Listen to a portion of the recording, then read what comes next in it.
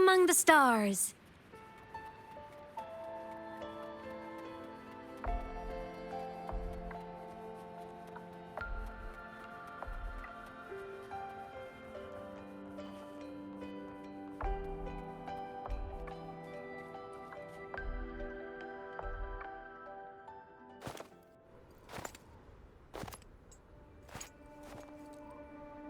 What are you looking at?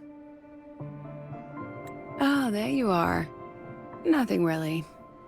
I've just been wondering if I wanted to land another astronomical investment to study all the exoswarm coming off this giant mech. What kind of pitch would it take to make every major player in Solaris nod along and funnel credits into my pocket year after year?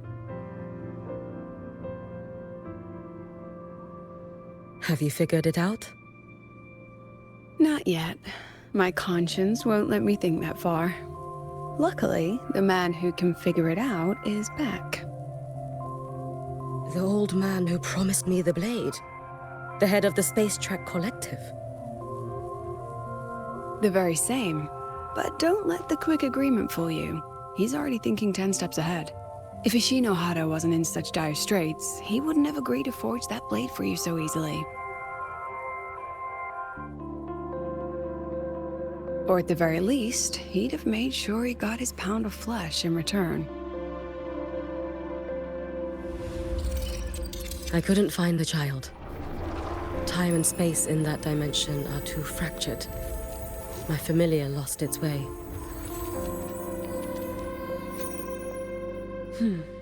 Then we need something that can hold out longer. A better way to search?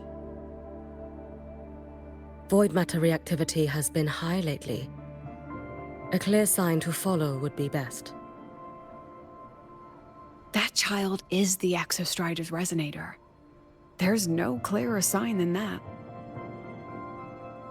Looks like it's time the Exostrider was reactivated.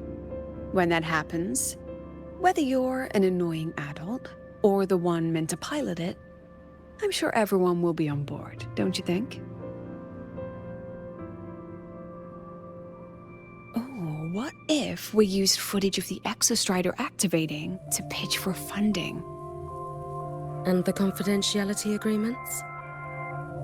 No sympathy for my chronic funding anxiety?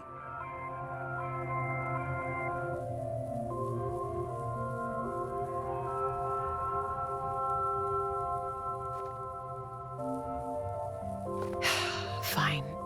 Go to Honami. I already approved your leave of absence. Why? To test the blade?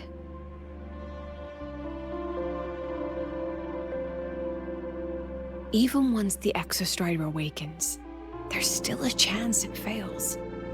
If it does, what you sealed in the Deemer Plains becomes a liability.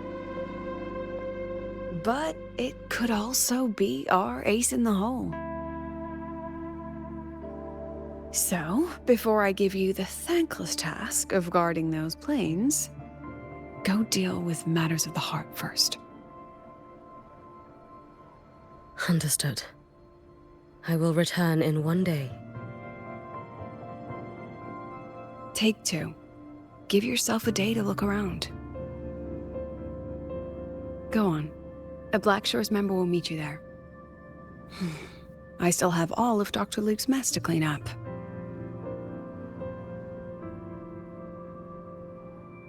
Understood. I am at your call should you require it.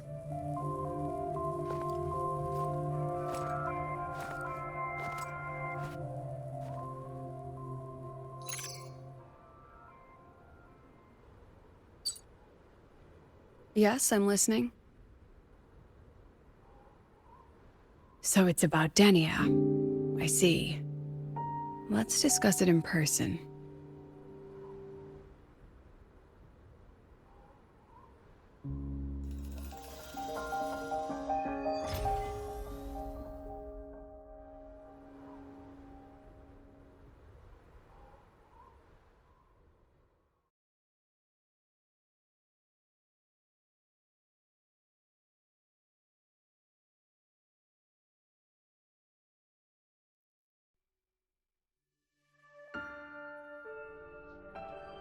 Lady Miko, can you hear me? Yes. You may call me Hiyuki. Understood, Lady Hiyuki.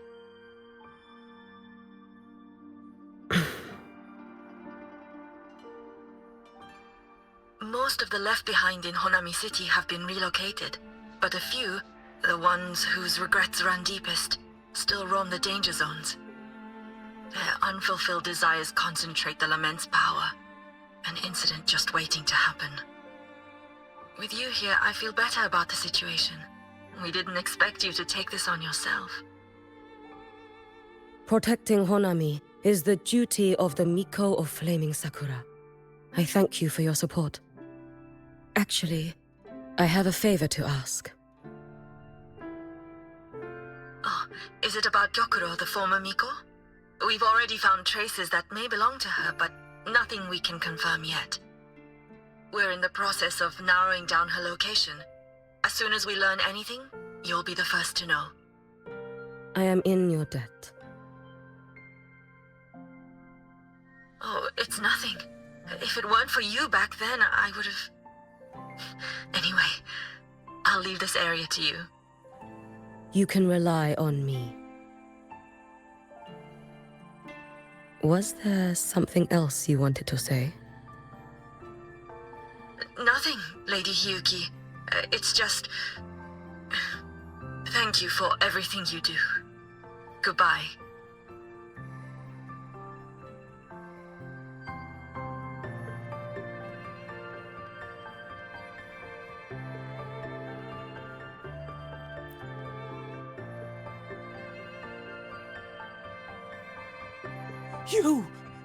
You are... Yes. Miko of Flaming Sakura, you're back! I knew those monsters wouldn't stand a chance.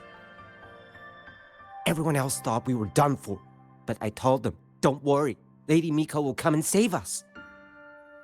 I'm sorry. I was too late. It doesn't matter. You're here now, aren't you? Please, just say it. Say the Miko of Flaming Sakura has returned and that those monsters are finished. The Threnodian has retreated, but I couldn't save you. But you defeated it, again! And one day you'll drive it away from Ashinohara for good. Yes, I hear your wish. And I promise, one day...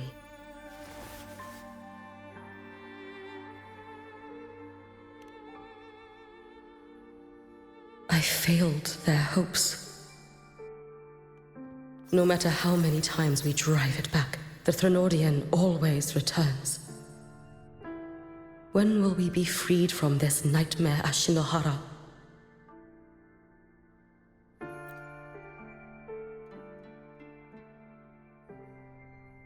This is all your fault. Eternal Miko, huh? You're all useless. Every last one of you.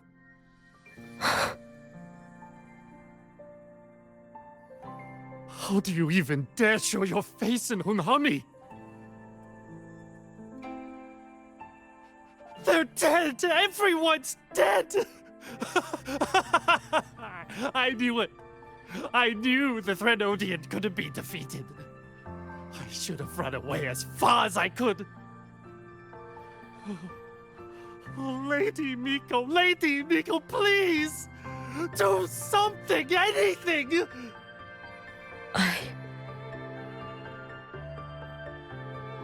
Powerful people like you won't die even if you lose. What about us? What about ordinary people? Just wait to be torn apart? I knew you couldn't hold the line. I knew it couldn't be killed, but... how do we go on from here? Lady Miko. Heroes! Tell me, what should we do? If you need someone to hate, let it be me. It's all right. Place all your pain, all your resentment upon me. May your soul be granted a moment of peace.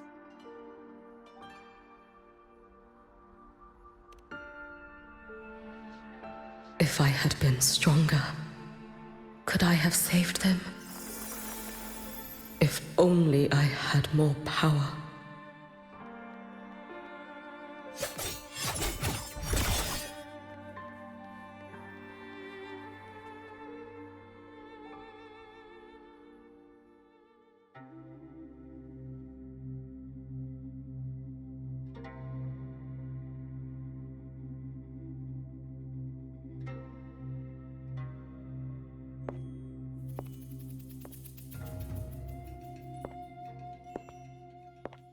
Lady Miko? Are you the Lady Miko?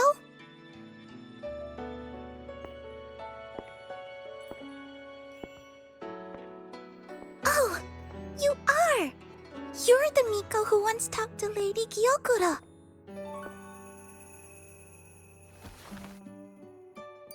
She told me about you. She said you're her most treasured family, just like my big sister and I. Your name is... it's... Hiyuki. Yes! Hiyuki! That's it! Such a pretty name, just like Lady Gyokuro's. My sister said if I hid here and prayed with all my heart, Lady Miko would come and save us. So... I've been waiting.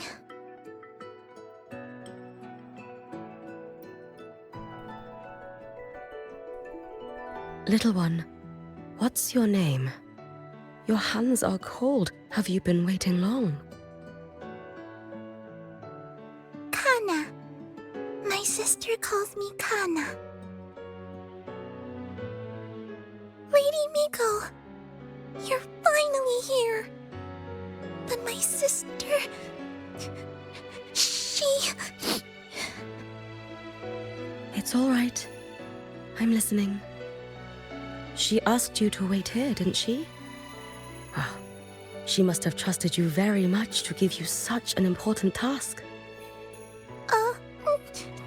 Task? Yes, a task. If not for you, I would never have found this place. You did well, Kana. You completed your task perfectly.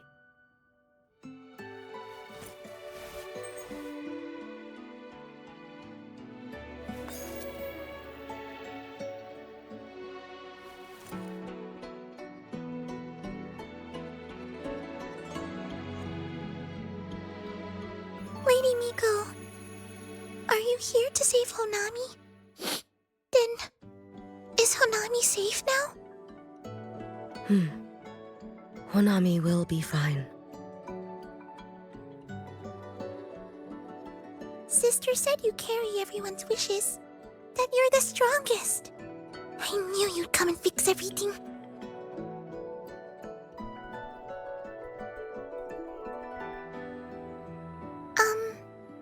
Lady Miko, can you help me find my sister? Of course. We'll both get to see our sisters again soon.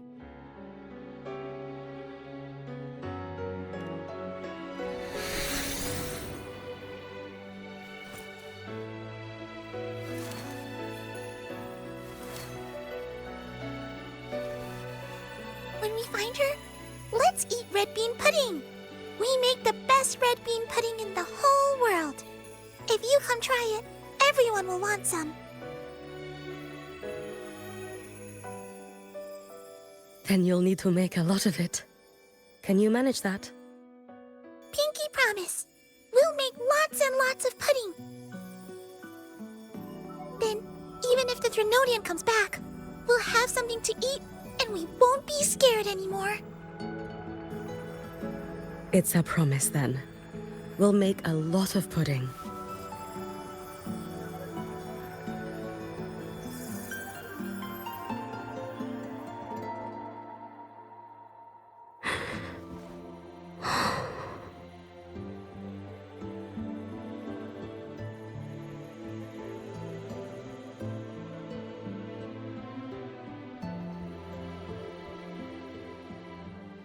Red bean pudding. Gyokuro always did have a weakness for sweets like that. This time, will I find her traces and truly set her free?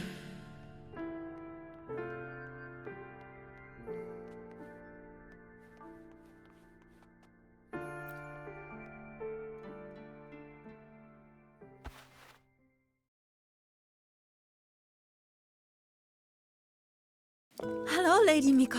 I've been waiting for you a very long time. My final wish was simply to see you one last time. Your final wish? Yes, it's all right. I know I'm dead. I know I'm what they call a left behind now. But I thought if I'm going to remain like this anyway, I might as well get what I wanted before I disappear, right?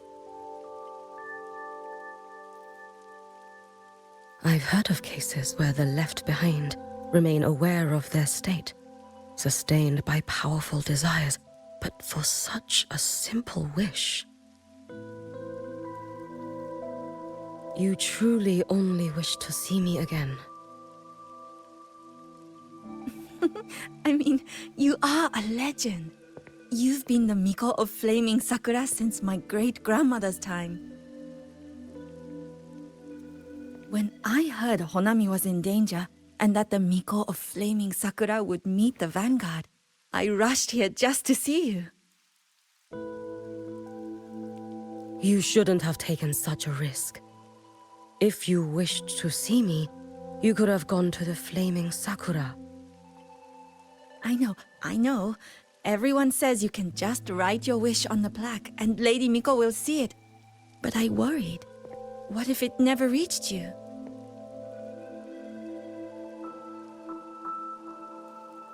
So I came all this way to make the wish in person. I wanted to see whether it would come true.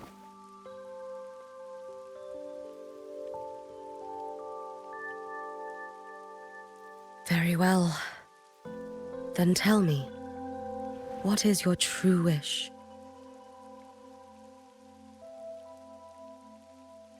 I wish for world peace, for people to stop living in fear of the lament. I want everyone to survive it. Lady Miko, my wish is that there will never be another Miko of Flaming Sakura.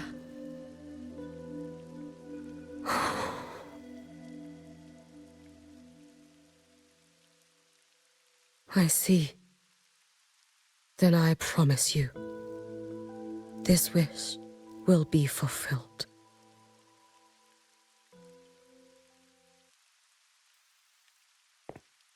I know it will.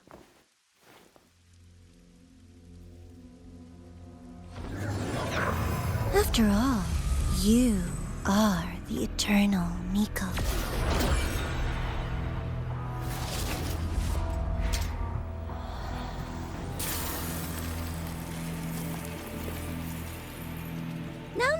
No need for that, Lady Miko.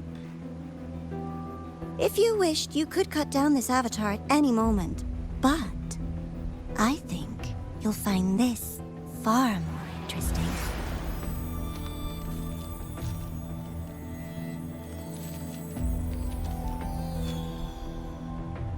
Gyokuro's Shiratori. I know the Fractidus has cost Ashinohara its fair share of grief. But personally, I hold no ill will toward you. I had dealings with the previous Miko. It wasn't exactly a pleasant chat. But I promise you, her death was not by my hand. Just as you once witnessed, she met the fate all Mikos of Flaming Sakura share. She died, burning her future to ash to pay for the present. Aren't you even a little curious about what I showed her? If this makes you uncomfortable, feel free to cut through space and leave. This face of mine, of course, is entirely at your mercy.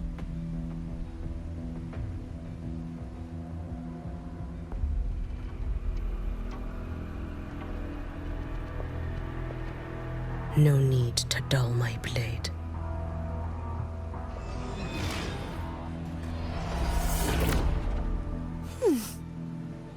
She wears the exact same expression as the previous Miko. I suppose one day she too will be reduced to ashes by her own wish. Oh, Eternal Miko. Is she simply arrogant? Or just a coward?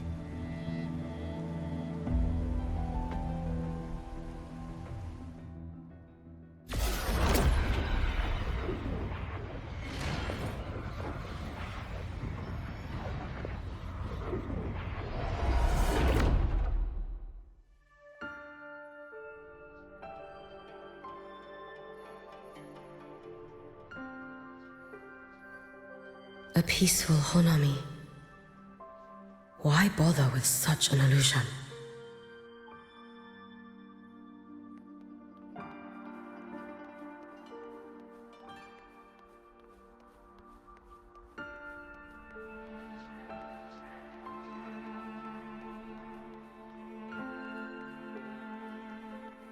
Gyokuro.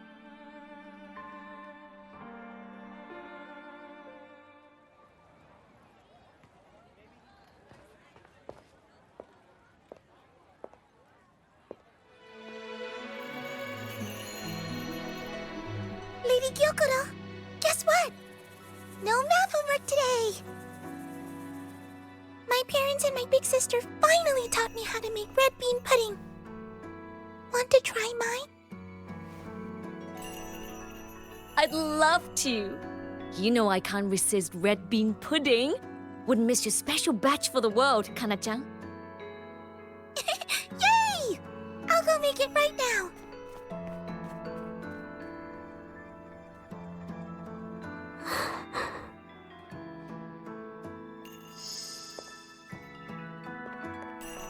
Anyway, I'm here. What is it? My. Can't a sister just want to see her favorite girl without a reason?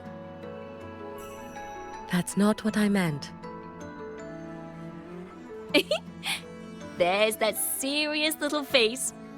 I just wanted to chat. Always relaxes me. So, how are things at the Flaming Sakura? The usual. Many came to make wishes.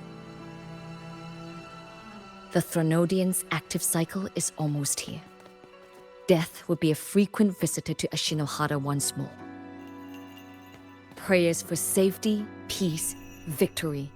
They pile up thickest at times like this. The Miko of Flaming Sakura is the bridge between people and the divine. A wish jar for all their hopes. We must listen to every single one. Lately, I've been hearing you ring the sutsu. To grant those wishes, you burn your future using the sutsu's power. Continue, and one day there'll be nothing left to burn. You should have stepped down already, Aniwe. Let me become the Miko of Flaming Sakura. Let me inherit the sutsu. Oh, I'm perfectly fine. I've got futures to spare, you know.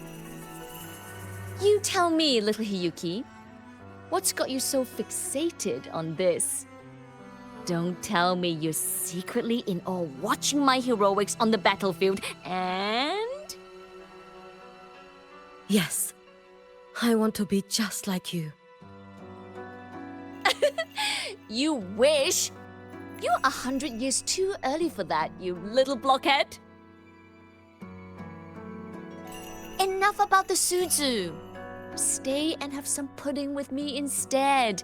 I know a wonderful little shop. Always practicing archery under that sakura tree. What a bore! A girl your age should be out living a little. Here we go again. You know I don't care about any of that. I'm going back. You sure? Come on! Consider granting your big sister's wish. I only came because you called. I put my work on hold. I can't stay too long. Besides, I don't like red bean pudding. Huh? I keep forgetting you have the world's most boring palate. What a shame. I'll just have to enjoy all by my lonesome then.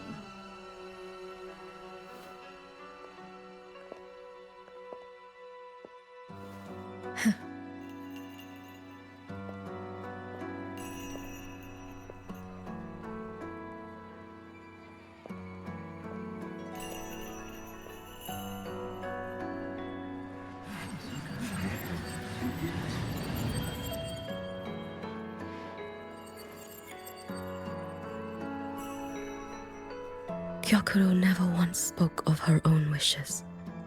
She lived only to grant the wishes of others. If only I had chosen to go with her.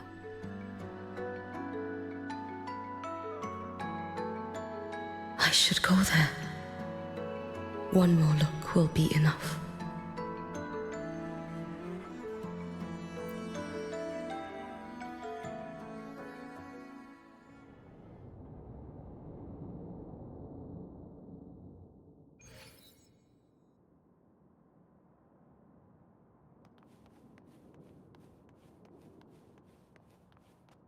Still regretting that you didn't step into that shop and try that red bean pudding with the former Miko, aren't you? What's your point? The peaceful streets of Honami, the sweetness of red bean pudding. You know none of it is real. The illusion didn't deceive you, Miko of Flaming Sakura. You were the one who deceived yourself. Desperate to play pretend? Why not commit? Please, this performance is only beginning. Miko of Flaming Sakura, do not forget the regret you carried here. You never forgot the lives you failed to save, nor their final, fading cries.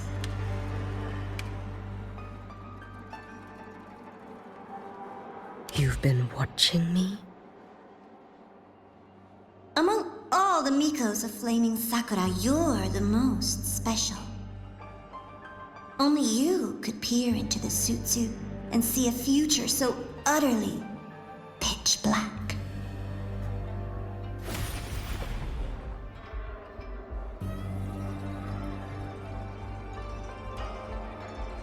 This is... Oh, you've heard the stories, of course. But none of them know what Rover really endured to reach this point.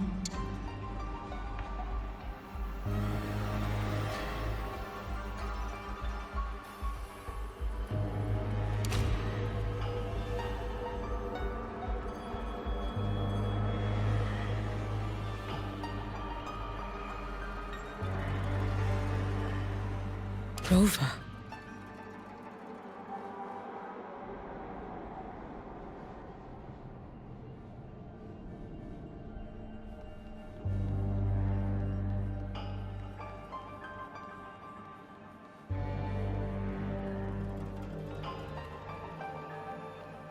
This is...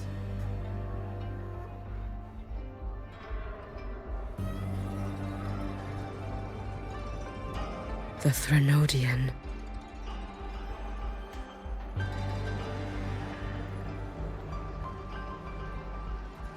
Go on. The next act awaits you.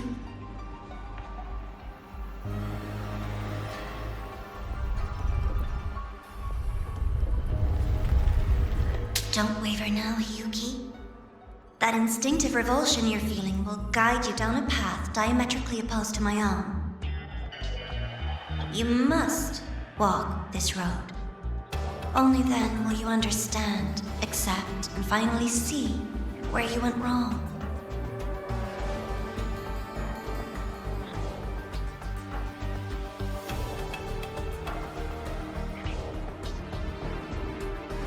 Just as you suspected, Both Jinjo and Honami once lay beneath the Threnodian's shadow. But only in Jinjo did the night give way to dawn. You.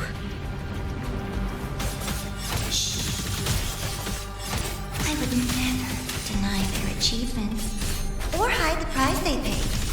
That is their pride. And likewise, I would never deceive your eyes. Nova, this blade. It's as sharp as they promised.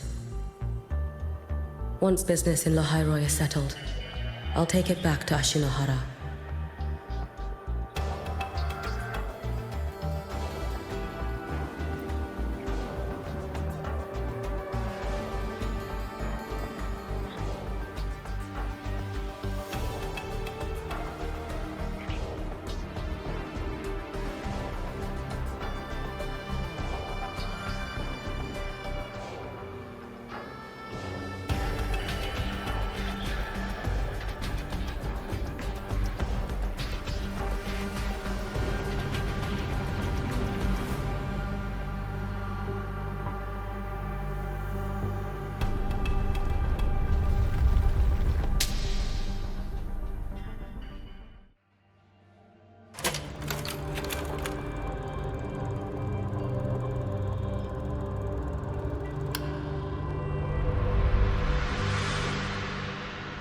You needn't doubt. This is, in fact, my ploy for you. What else would you call laying the very path you've dreaded most bare before your feet? Keep walking. The way forward is the only way left.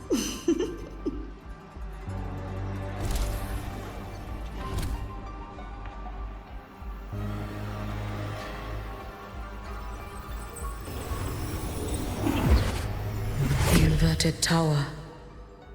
I read the reports. Another place reduced to ruin by the Threnodian.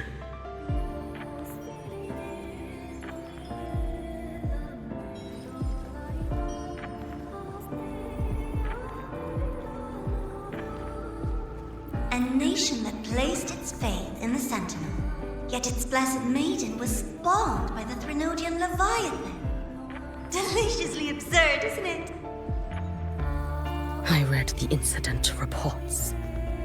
It was the Threnodian scheme. Obvious enough. And from it, I obtained the precise counterweight to tip the scales. The power of assimilation. Precisely. After all, isn't that blessed maiden living proof?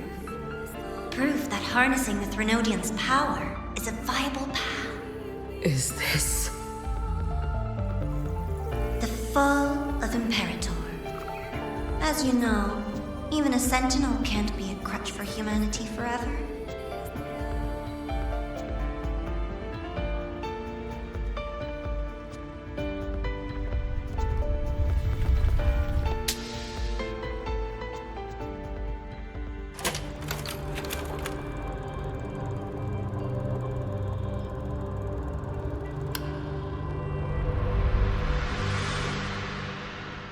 Now, why not step into the role yourself?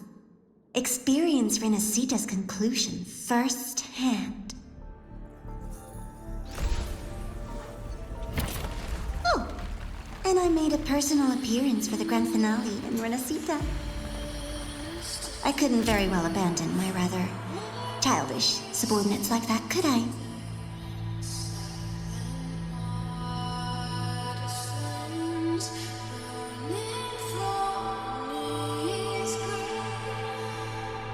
A light so blinding it lays bare all the film. A world where every prayer is answered. Just like a dream, wouldn't you say?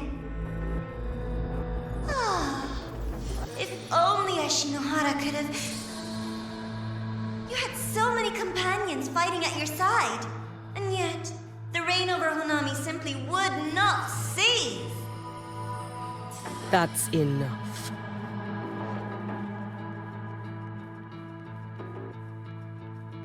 Every single time, she succeeded in saving them. If only I could have. Ashinohara.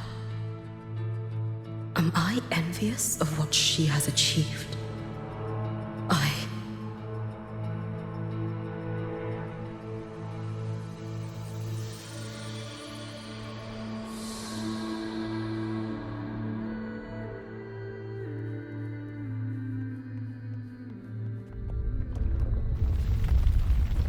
Sideshow before the end. You don't mind, do you?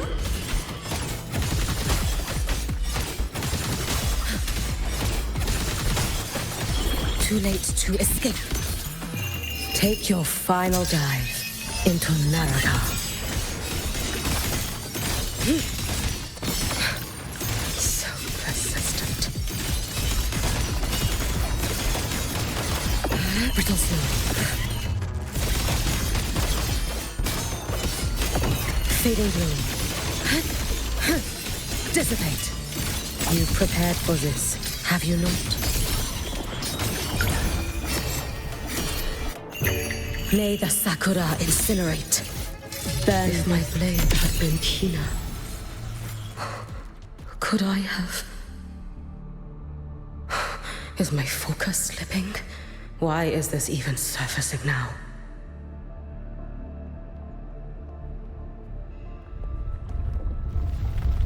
Take your time. We're almost at the finale.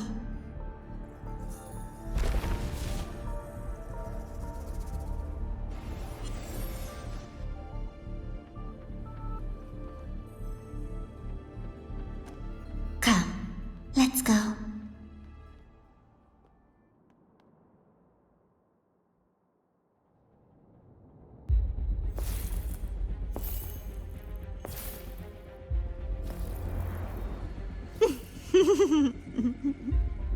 Thoughts on the show? You showed me all this because the Fraxidus wants to replicate the assimilation within the blessed maiden herself. You want me for the possibility that I could become the Threnodian's resonator in the future. I won't deny it. After all, among all the Mikos of Flaming Sakura, only you can see through that Sutsu and see a future so clearly entwined with the Threnodians. That is your gift, your talent. It is a dangerous curse. From Ashinohara's legends and the Space Trek Collective's investigative reports, you know who Rover is by now. As a savior yourself, what do you think of her capabilities? She's strong. You can afford to be more effusive. Unlike you, who failed Ashinohara time and again, she is the perfect savior. But let's be brutally honest. This world doesn't have a second Rover. She saved Jinjo and Renesita. But what about Honami? Solaris is full of dark corners like Honami, places the Savior's light will never reach. You, Miko of Flaming Sakura, have a gift. You might not fear the curse of the Threnodian or lament. But what of them? The weak, those not blessed by fate, and yet, is it really fair to place the weight of an entire world on a single pair of shoulders? Solaris needs more saviors, doesn't it?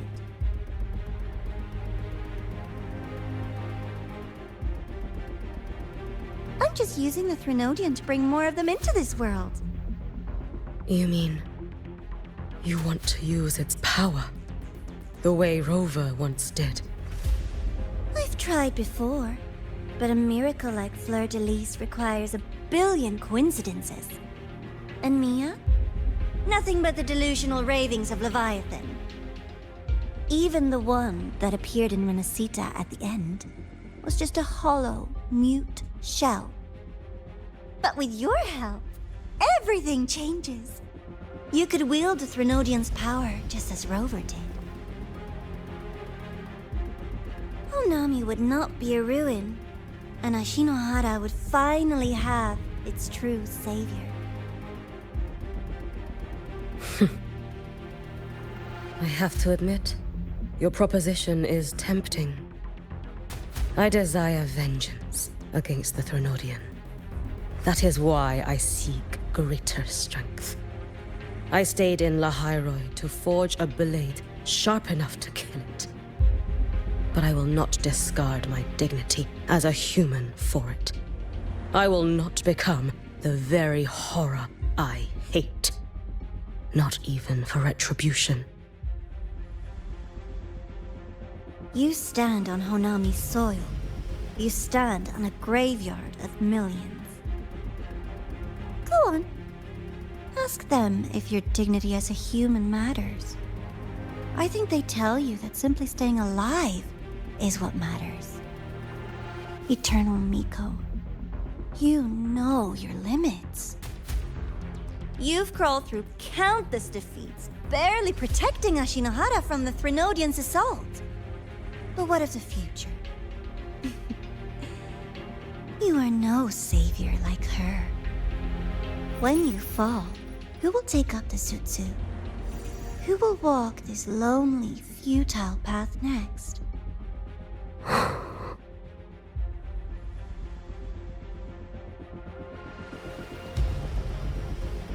We could always talk about the former, Miko.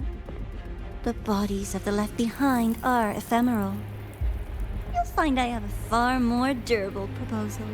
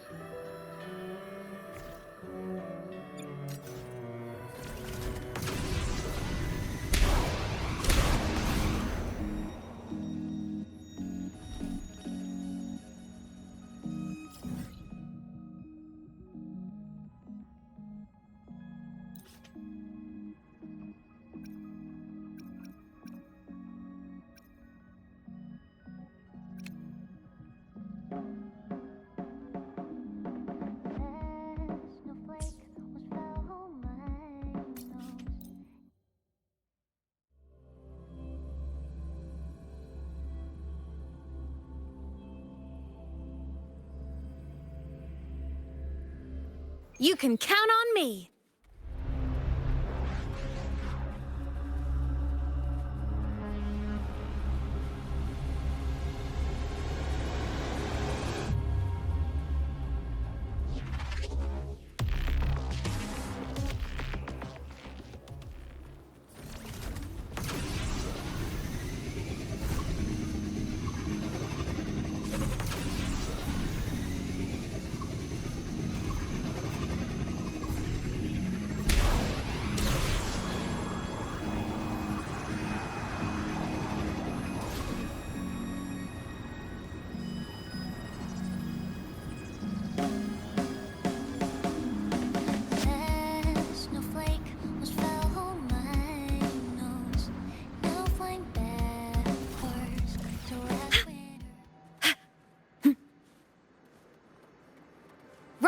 among the stars.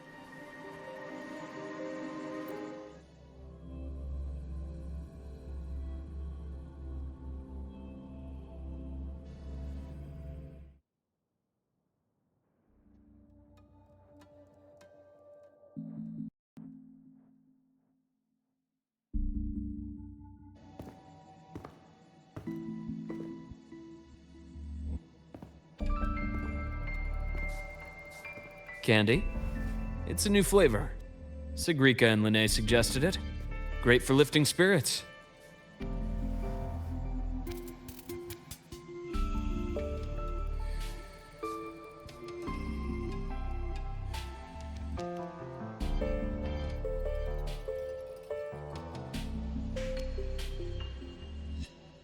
All right, Luke.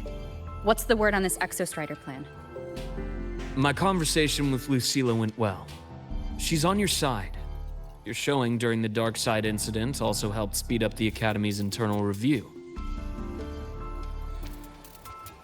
That said, you've been a student here for less than a year. You'll need the Space Trek Collective's approval to officially activate the Exostrider. Their biggest financial backer is the new Federation. And of course, they answer to an entire board of investors. And to them, the Exostrider is definitely a high-value asset.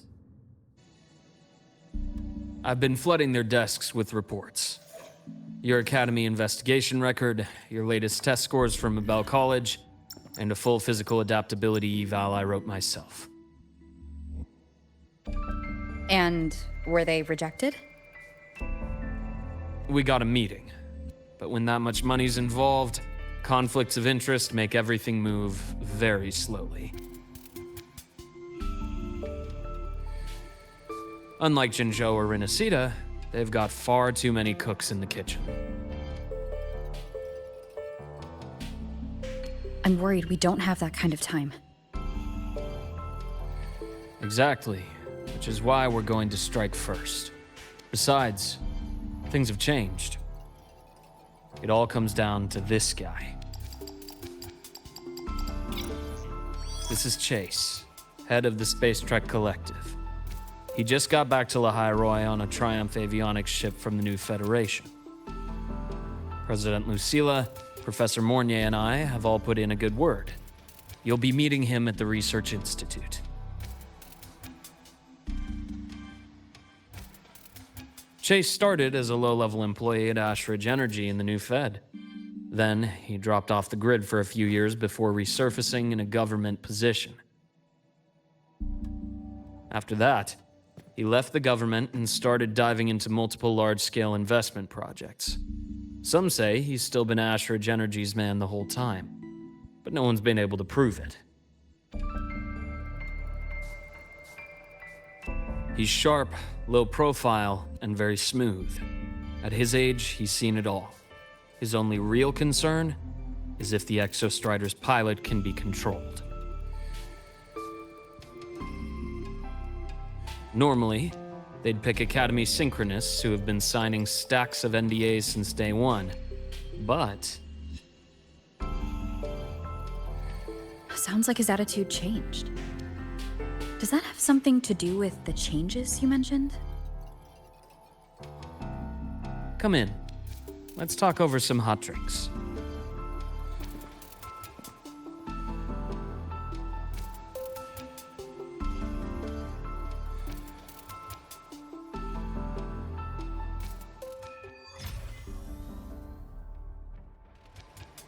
I heard Lucilla asked for your help after the ceremony. How did it feel working with her? Well, at first she was pretty dominant, steering the conversation the whole time.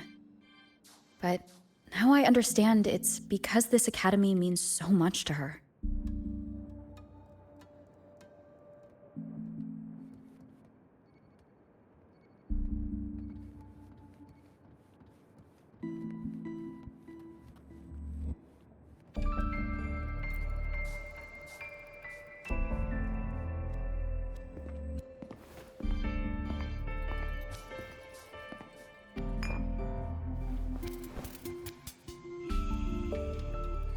Based on your intel, the reactor core has been returned.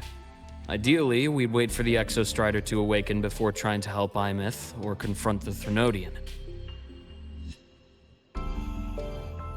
But recent readings from the Institute's Strider Gate monitors, they're off the charts. Void matter reactivity is spiking. The Space Trek Collective is getting twitchy. If Threnodian Aleph 1 breaks the seal, all of Solaris will be at risk, not just Lahai Roy.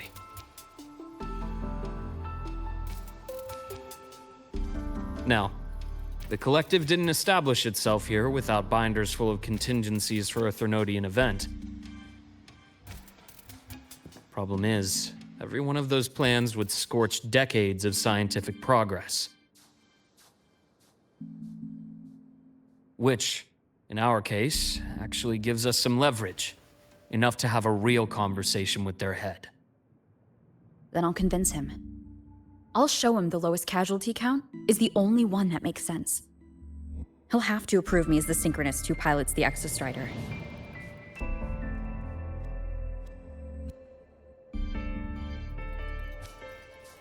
Luke, you mentioned you have contacts in the Black Shores. In this workspace of yours. It's secure, right? Guaranteed. What are you thinking? Lahai Roy is closed off from the outside world. Public comms are probably tapped by Fraxidus moles inside the Academy. And right now, I need a direct line to the Black Shores. I see. Give me a moment. I'll establish the link and leave the rest to you.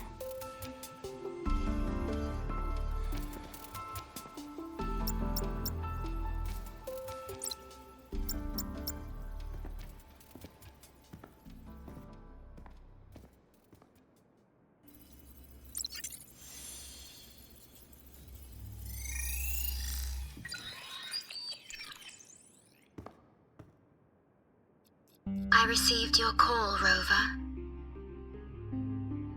Is the situation in Lahai Roy that dire? You look exhausted.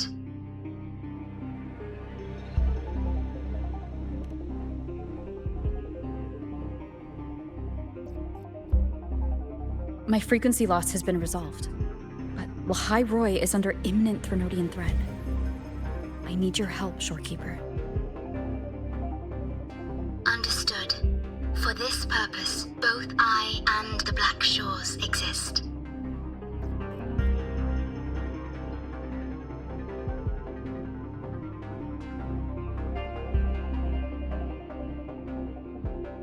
Any additional intel on the Exostrider within the Tethys system?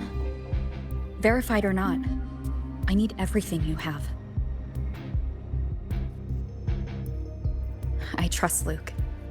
You can speak freely. Records confirm that Luke Herson has been providing critical assistance and intelligence to the Black Shores. I trust your judgment.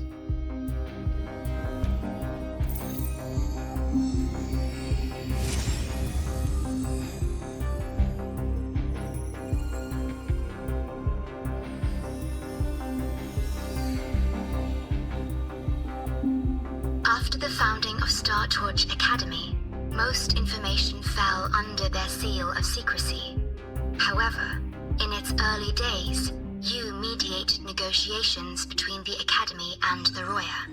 Through that process, the Black Shores gained partial access to certain archived insights. The Space Trek Collective fears that due to the Exoswarm's division, the Exostrider, even upon awakening, might not have enough power to face the Threnodian. This concern led to the Augmented Resonance Initiative, the Synchronists.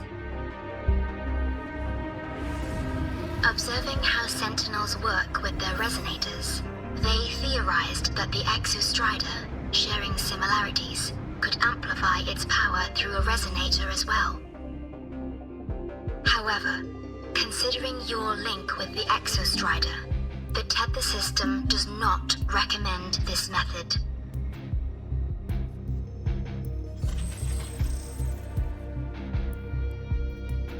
have intel that deep beneath Lahai Roy lies the keystone left behind by the Exostrider long ago. It rests directly atop the seal on the Strider Gate. You can think of it as a kind of lock. You do not need a cockpit to pilot the Exostrider. So long as its activation sequence remains unobstructed, you may pilot it using the keystone. Is it because I'm its arbiter? Precisely. For one who shares its origin, a cockpit would be more of a hindrance. As for Imeth, I think Dr. Luke's proposal is viable. You mean using the exoswarm-like shell that appeared in the cockpit to look for her? Yes. The connection between frequencies will help. Rover, bring her with you when you activate the Exostrider. Sure. While I'm there, the Black Shores will need to keep a closer eye on Lahai Roy. I understand. I'm counting on you, Shorekeeper. As long as I may be of help to you, I am content. Please return safely from the Strider Gate, my star. I will. Don't worry.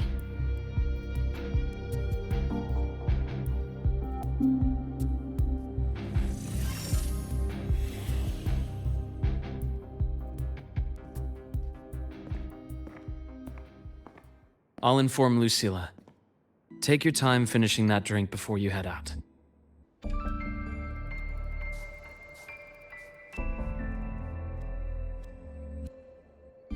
What do you think?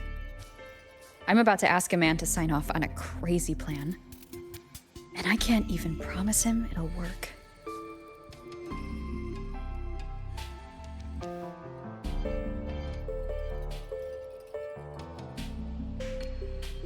Nobody has a plan they promise will work. If Chase agrees, it's because he's betting that you're his best option. Just take the win. At the end of the day, it all comes down to the person.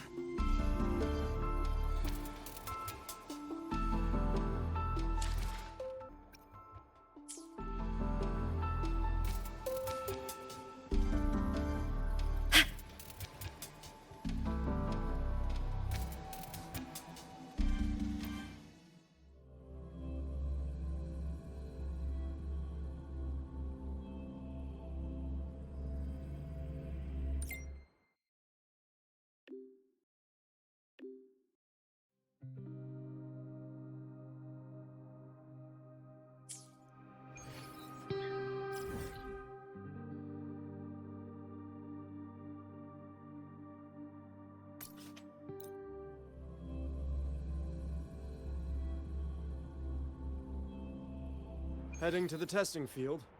Be careful.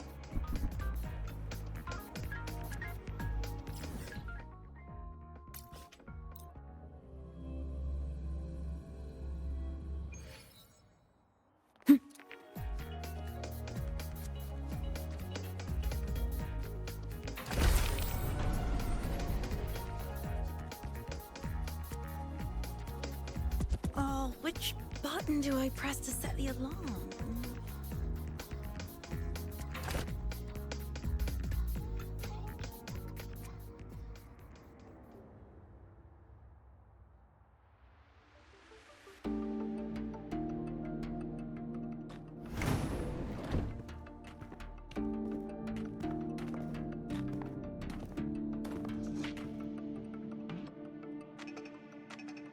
Mr. Chase, this is the student I mentioned, Rover.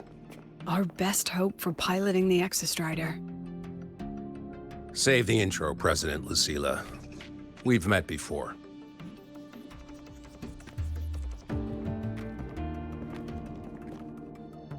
Before?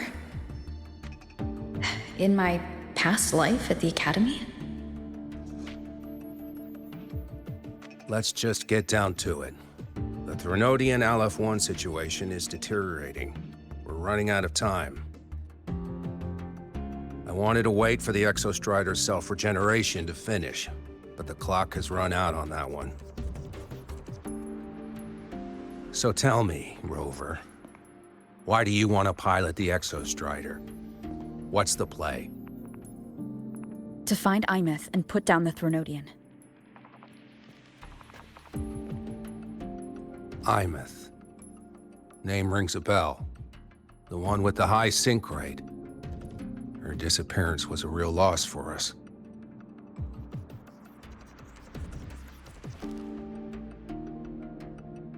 She's beyond the Strider Gate.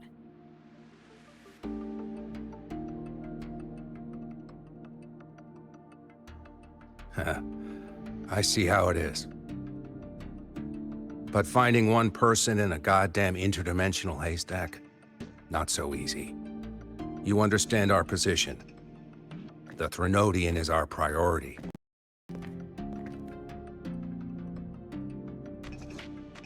Stopping the Thronodian is my priority too. I'm gonna handle both.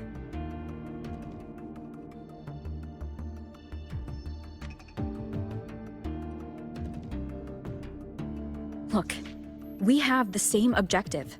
So like you said, let's just get down to it. If void matter erupts, Lahai Roi is ground zero. Every one of your projects will take a hit.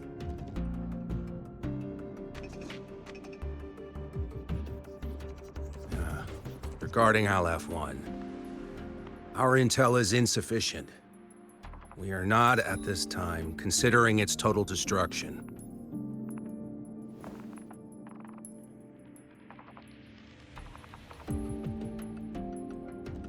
What we need is for the Exostrider to reinforce the seal on the Strider Gate. To do that, we need a qualified synchronist, and we need the Institute's drive replica. When that gets embedded in the Exostrider's chest cavity, then its repair is complete.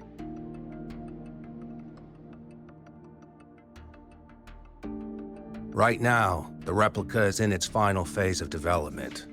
We're still missing critical data. Drive replica. Is that what you're building from the fallen reactor drive after Helios was launched? Correct. It's based on the original drive's framework. You had a hand to play in that. You made sure Helios got launched. To complete the drive replica, we require precise data from the Exostrider operating in high concentrations of void matter and environmental readings from inside the Thronodian. Without them, we can't guarantee the Exostrider can resist Aleph-1's corruption. Here's the verdict. On behalf of the Space Trek Collective, I authorize you to pilot the Exostrider.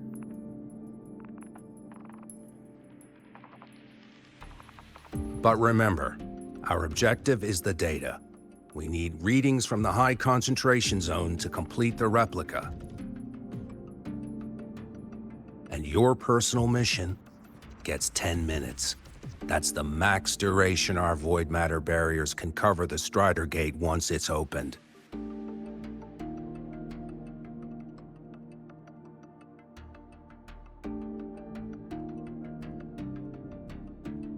After 10 minutes, you return to Lahai Roi, whether you found Imeth or not. Do you accept?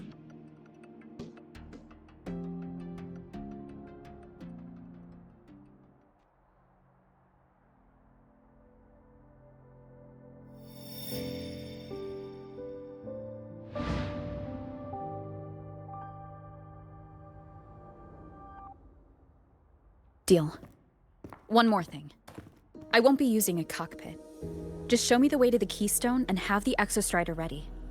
That's all I need.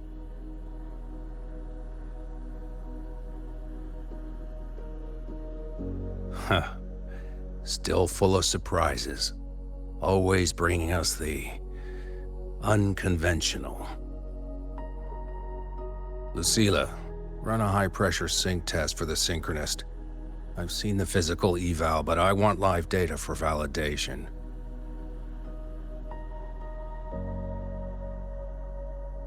The moment the numbers hit green, we'll begin preparations for activating the Keystone and deploy void matter barriers around the Strider Gate. There's something else. I need a favor. Go on. The Fraxidus is lying low. Even after failing in the dark side, they could move the moment the Strider Gate opens. Ah, that's what's on your mind. Well, I have an update. Remember Sigrika's friend? The somewhat lackadaisical one?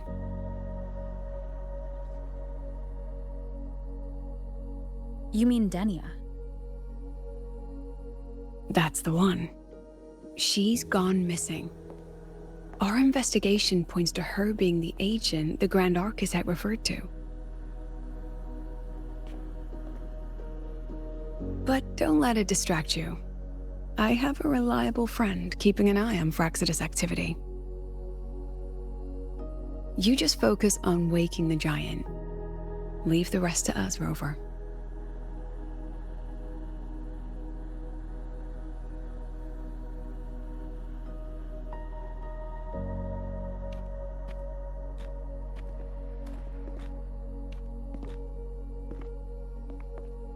Black Shores just sent a formal communication request.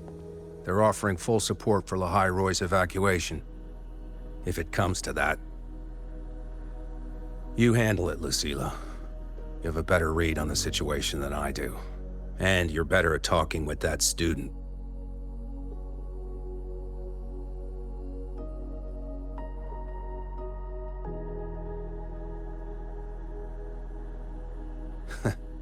If there's anything else you want to ask me, now's the time.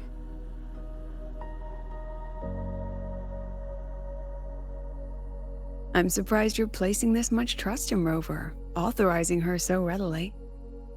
Any particular reason?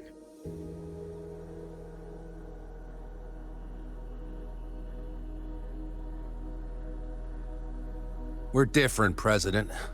I'm a businessman, and businessmen trust their instincts for a good investment.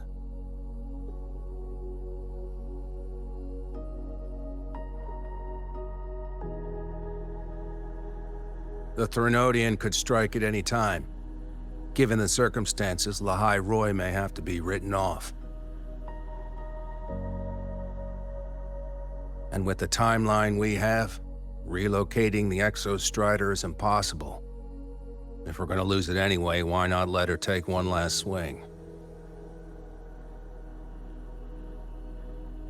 Understood. We still need to prepare for the worst-case scenario. Of course. If this fails, we'll initiate the backup plan. Duskvale.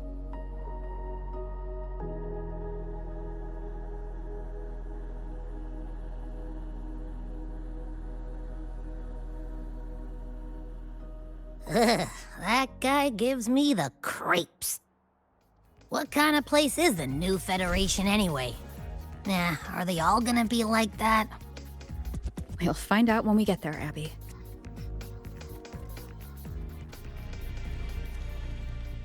Want to go to the cafeteria for lunch together?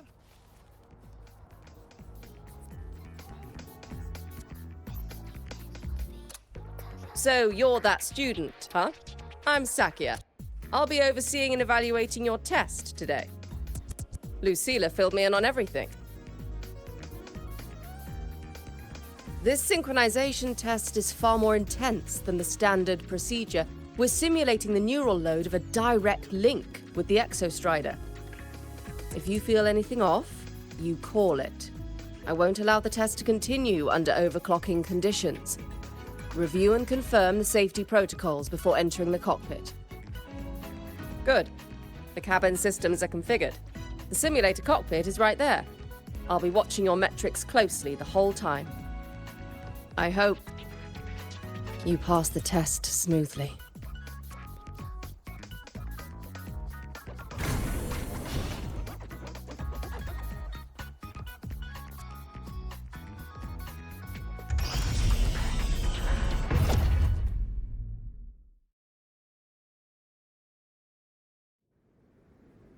Neural network connected. Tactical model constructed. Resonator vital signs synchronized.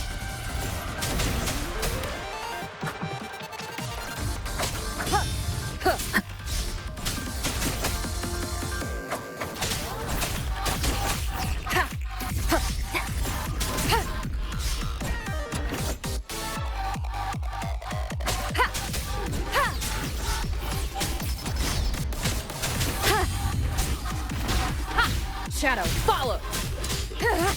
One with the sounds.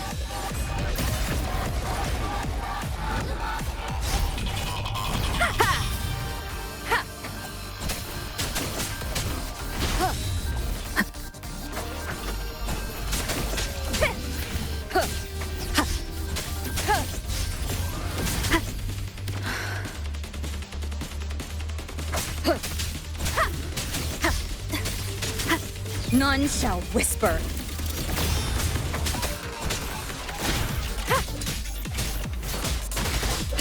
One with the sounds.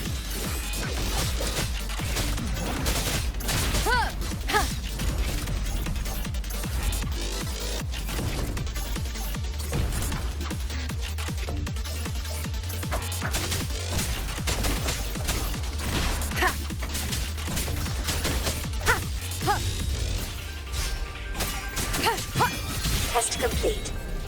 Recording synchronization rate data. Cockpit opening. Please exit according to the safety protocols.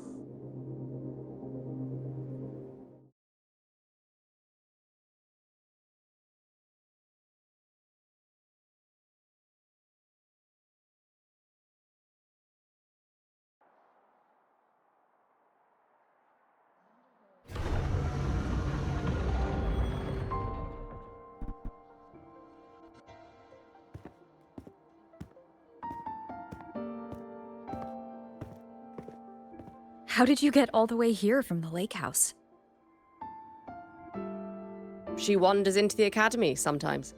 Usually her caretaker bot escorts her back pretty quick, but today she was being difficult. We'll go back together in a bit, okay?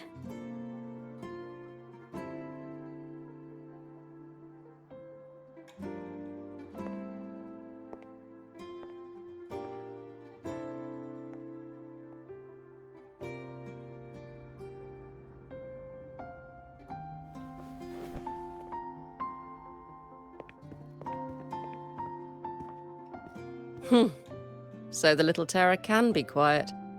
Never thought I'd see the day.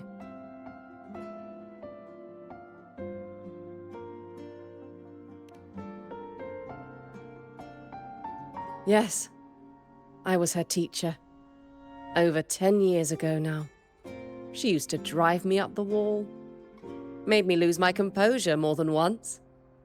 She never did seem to mind. The last day I taught her, she wrote saving the world as her career path. I asked her if that was really what a synchronist should be aiming for, then gave her a piece of my mind and told her to rewrite it.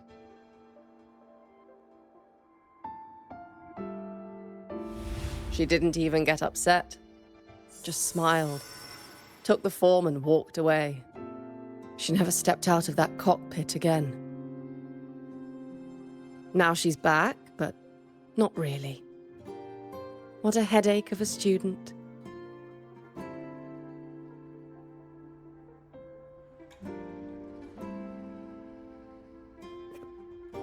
Lucilla told me you're her family. Is that true? Yes. And you're planning to pilot the Exostrider and bring her back from the Strider Gate? That's the plan. Sounds like an absurd, bold, utterly delusional idea. No one knows what's actually behind that gate.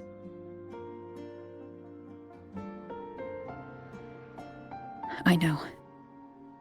When Imeth went missing, the cockpit recorded an abnormally high synchronization rate. We couldn't verify it after she disappeared, so it was never officially logged. Your test results are just shy of hers overall.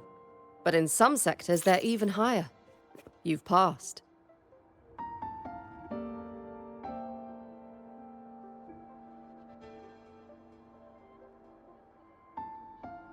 I hope that absurd plan of yours works, and that you bring my student home.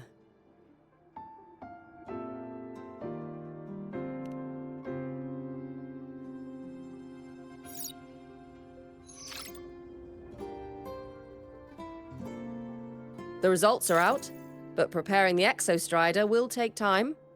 You'll need to wait around 2 days. We'll let you know when it's ready.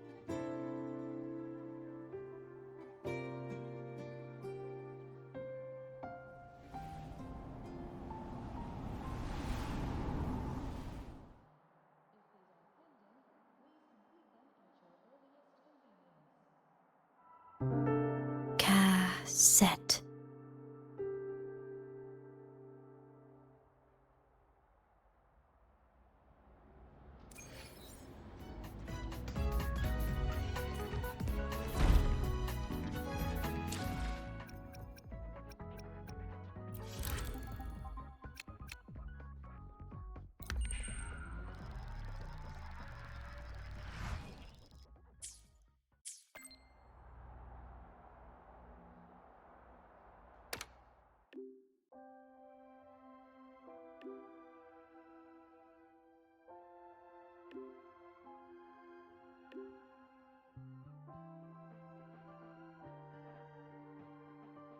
So, we're finally going to where that giant eye is hiding?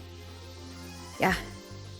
And Abby, if you think it's stronger than you, don't try to be a hero. Okay? I got this. But, we don't know how much strength is hiding behind that gate, huh? Our priorities are the data and iMyth. A direct fight with Aleph 1 can wait until the drive replica is ready.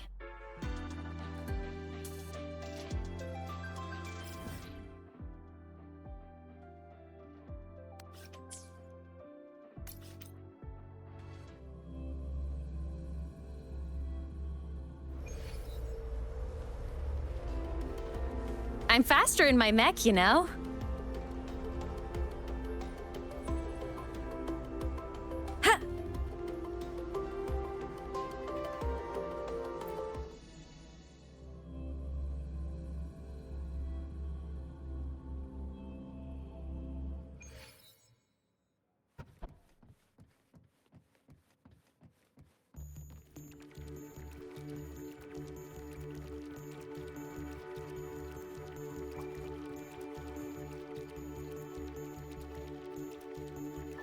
Hey, Rover, are you leaving now? Yeah, I was worried. Figured I'd catch you before you left. So, you're gonna pilot the Exostrider. You feel nervous at all? I know you're awesome and all, but nobody's ever done this before. Nobody knows if the Exostrider will even move, or what else might go wrong. Everything's felt so heavy at the Academy lately. Teachers are stretched thin. Even the nearby exoswarms seem restless. Lene, are you nervous? Okay, fine. Is it that obvious? Look, after I aced the entrance exam, I thought, sweet, life's gonna be packed again, non-stop, like it used to be. But just when I was ready to finally be a student, my bubble popped. My brilliant student life, poof, and done. The Threnodian, void matter, the Frexidus, they're breathing down our necks.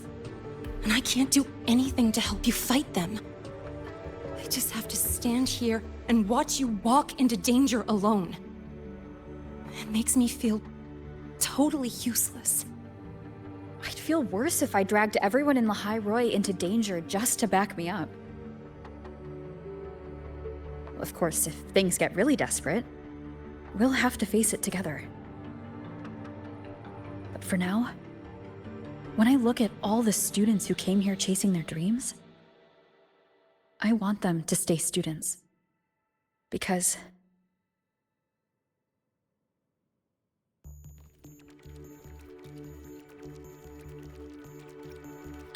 come on, you're a student too.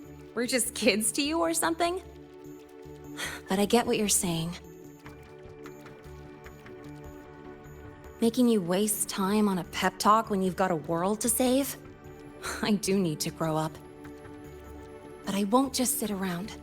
I'll be on standby. Whatever the Academy needs to support your mission, I'm in. And when this is all over, we're going for a drive. Can't wait for that day to come. Professor Mornier's up ahead. Good luck out there, my friend.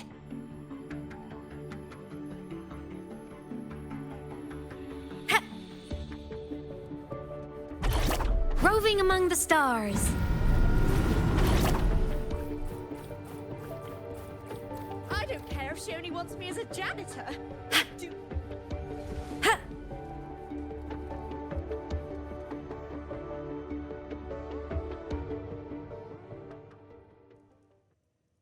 Temporary passage is complete. It will take you directly to the Keystone. The Black Shores will keep a team on standby here at the Institute. If you need our support, just say the word. Thank you. We couldn't have built the data framework this quickly without your team's expertise.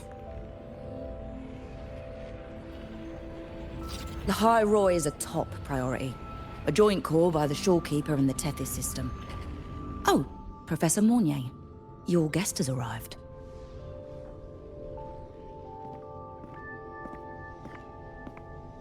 Ah, you're here.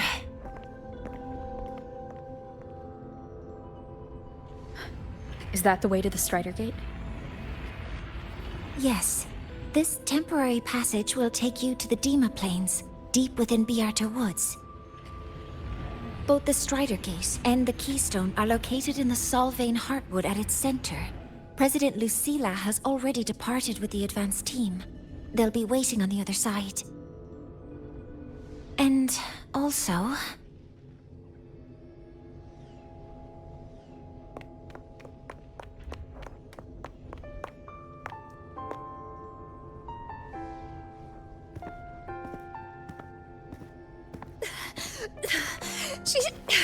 She's too fast. What happened?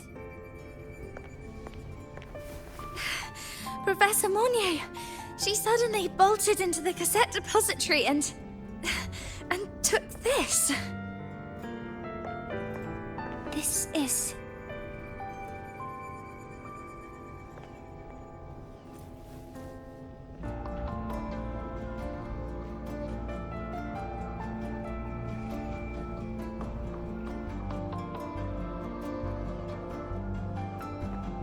Can I see it?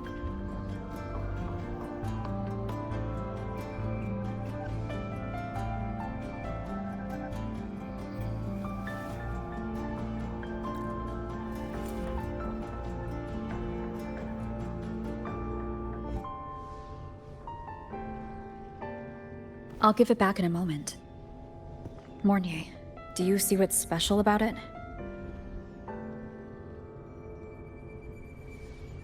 This ID number. I saw it in the student file during her inspection. This is Imeth's own cassette. It's been stored in the depository since she went missing. Why did you want to bring this now? It may be instinctual. Dr. Luke did say this exoswarm-like shell shares a frequency link with the real Imeth.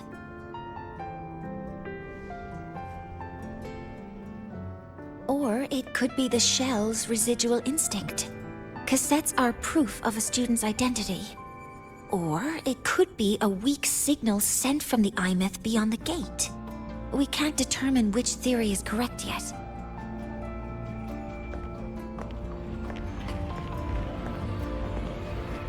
However, this does remind me.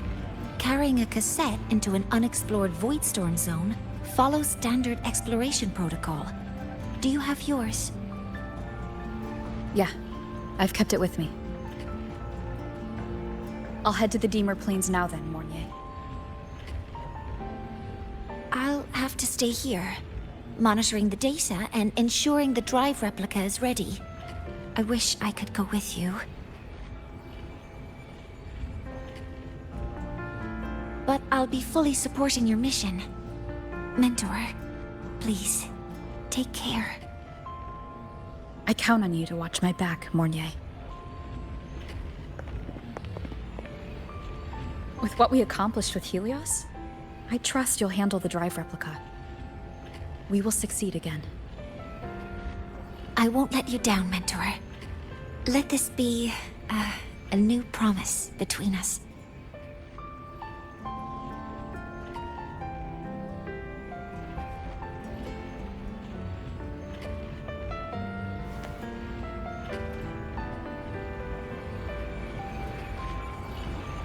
Let's go.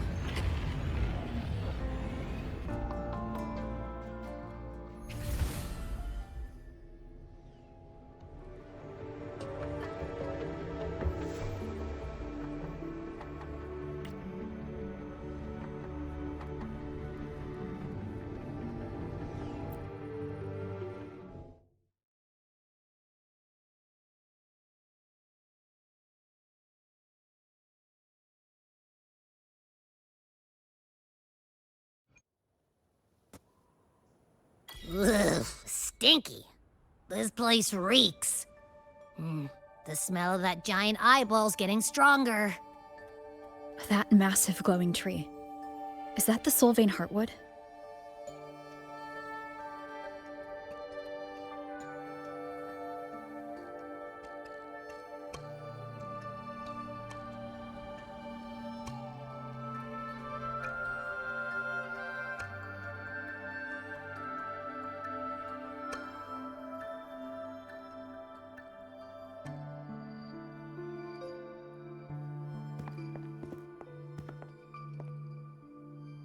That Miko.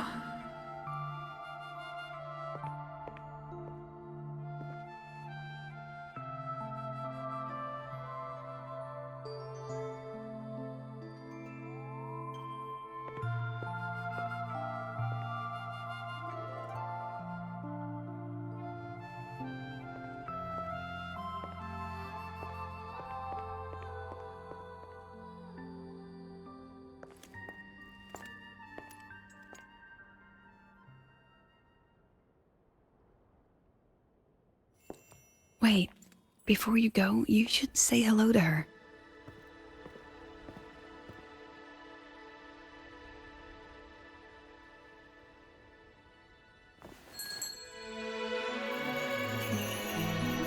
This is Hiyuki.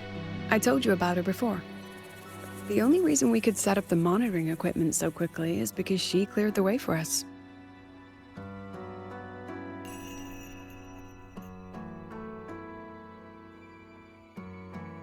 See that lingering frost? 10 years ago, a void matter rift opened in the Deemer Plains.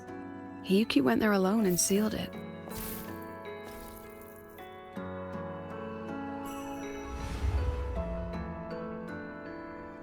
Thanks to her efforts, the Space Trek Collective and the Roya were able to fortify the seal successfully. Every task the Academy assigns her, she completes flawlessly. Were she to have a flaw, though, it'd be that she goes through blades like nobody's business.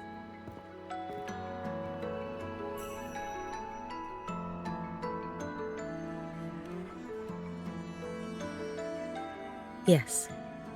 Lucilla spoke of what that child did. She is a good one. Strong. But her strength does not change the fact that she is a student.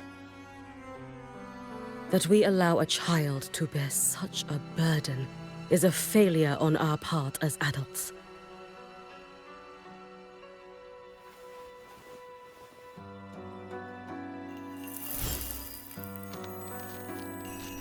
I sent this white bird to search the void matter's concentrated depths. and I am certain I felt her frequency. Somewhere in void space, she waits. The collective pursues what is right, but your quest to save the one you hold dear, that I understand. Very good. But I'm afraid we can't say more than that, okay? Right now, both sides want the same thing. That's the best we could ask for.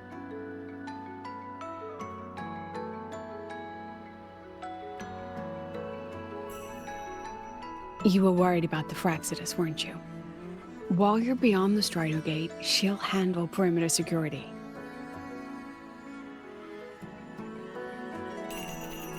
She's hunted both the Threnodian and the Fraxidus for a long time. There's no one better for the job. Right, Hiyuki? Yes. Those 2 Fraxidus members. I will track them down. Here. Take this. The white bird carries my power. It will shield you. Should you lose yourself in the void matter, it will also guide you back. Hiyuki is part of Star Torch Academy's Special Response Force. She works from the shadows. She's been an incredible help to us all. If, in your fight with the Threnodian, you require aid, you may make a wish to me.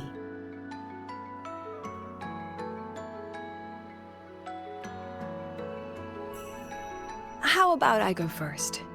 I wish for peace and safety across the Dimmer Plains.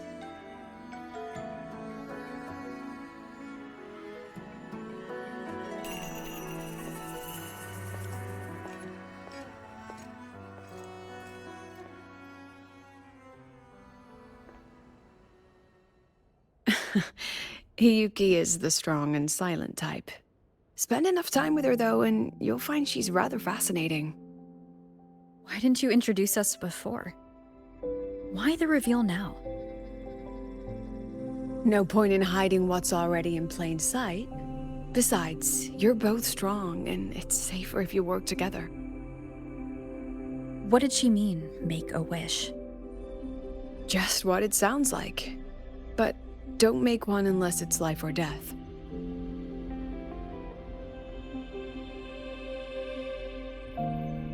Granting wishes always comes with a price.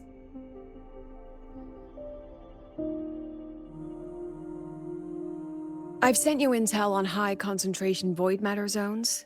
Review them when you can. I couldn't say this with Chase present, but I think you understand. For him, this is a calculated investment. For you, it's a suicide mission. You've been in void space. You've faced it. If Aleph 1 truly lies beyond that gate, it'll sense you the moment you cross over. This won't be easy. The Exostrider isn't fully repaired. If something goes wrong, it may not be able to hold out against Aleph 1. And the Collective won't risk an extraction if a void matter outbreak is imminent. Once you enter the gate, you'll be completely alone. Are you ready, Rover?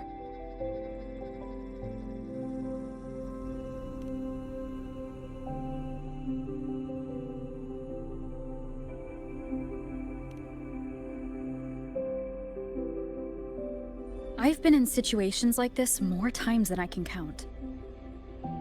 If I only cared about walking away clean, I wouldn't have gotten this far, or be standing here now. So, thanks for the concern, President. But I've been ready.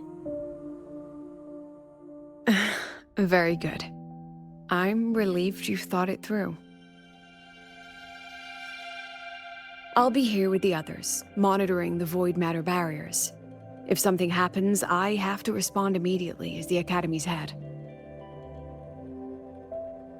We'll probably be able to maintain a data feed.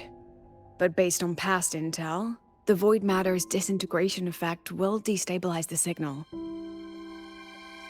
It'll likely cut out once you reach the keystone. From that point on, every call is yours. I understand. President Lucilla, we've checked her condition. No signs of void matter contamination. She's stable.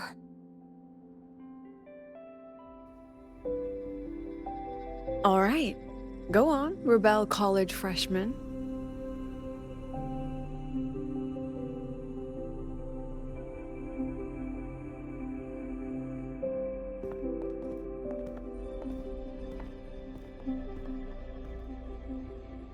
The students and faculty of Star Torch Academy have been waiting for the day the Exostrider awakens. May you return victorious.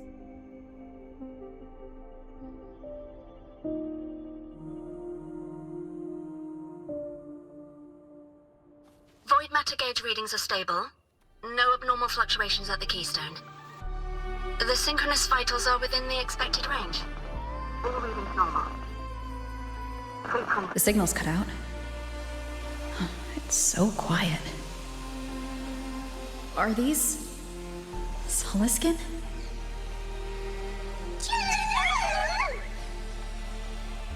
Are these little guys guiding me to the Solvane Heartwood?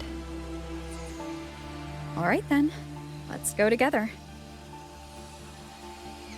The Soliskin merged into the roots. They didn't return to the Exostrider through the Solace trees. They used themselves to reinforce the Keystone seal.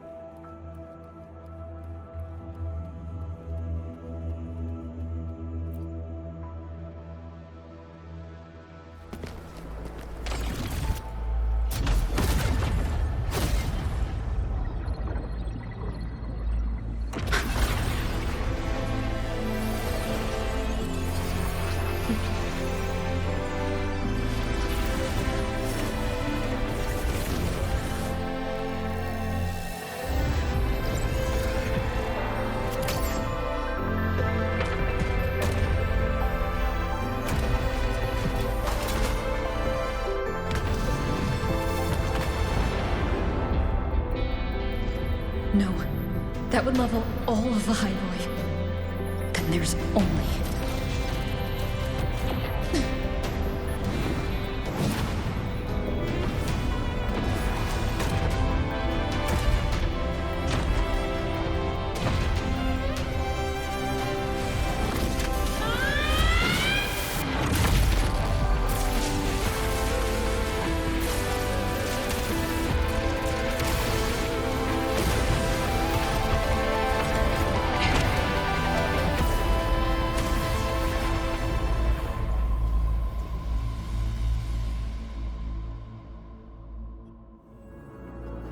Starting to feel dizzy.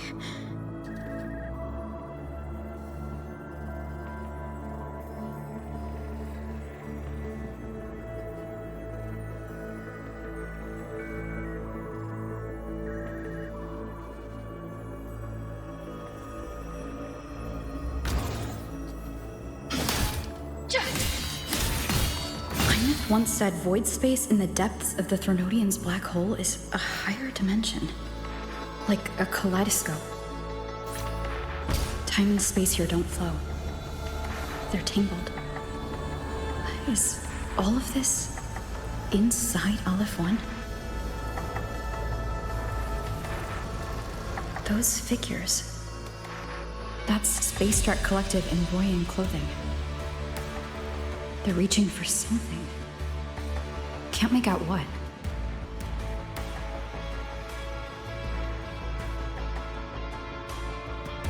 That frequency. Is it Imeth?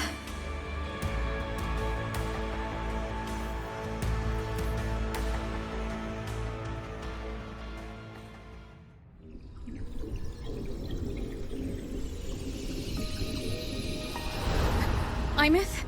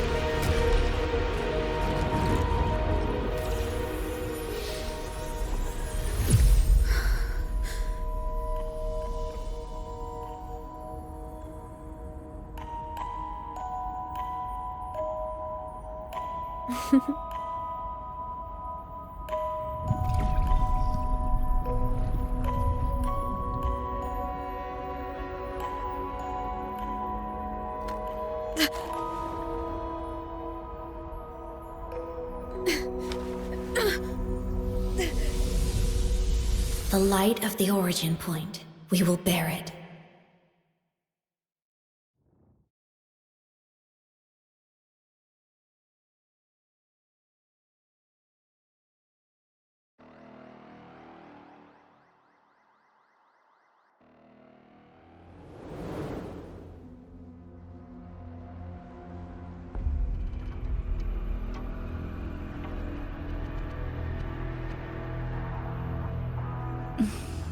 Am I back at the academy?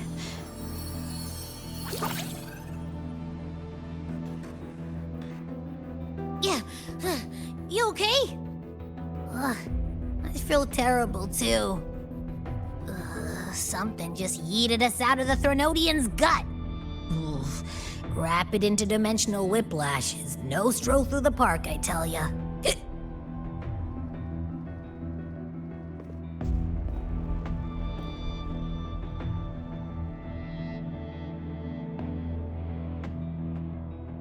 The Exostrider isn't here. Uh-huh. The big guy's still stuck inside the Thronodian. Did you see that freaky black hand that popped up in the cockpit? The whole dimension freaked out, like it was trying to spit us out. Next second, the void matter had flushed us out here. I saw Navora in the flashes. It's the Fraxidus. Has to be. Everyone was standing right here. This is where void matter began to contaminate the sky.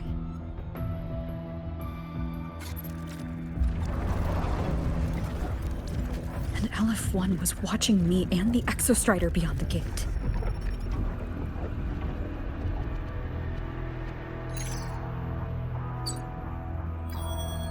Mentor, finally got a hold of your signal. We lost contact for an entire day. Everyone's been worried.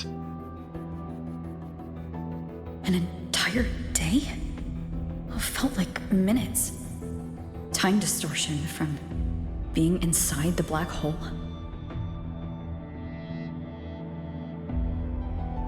Mournier, I'm fine. We had an incident. The Exostrider is still inside void space beyond the gate.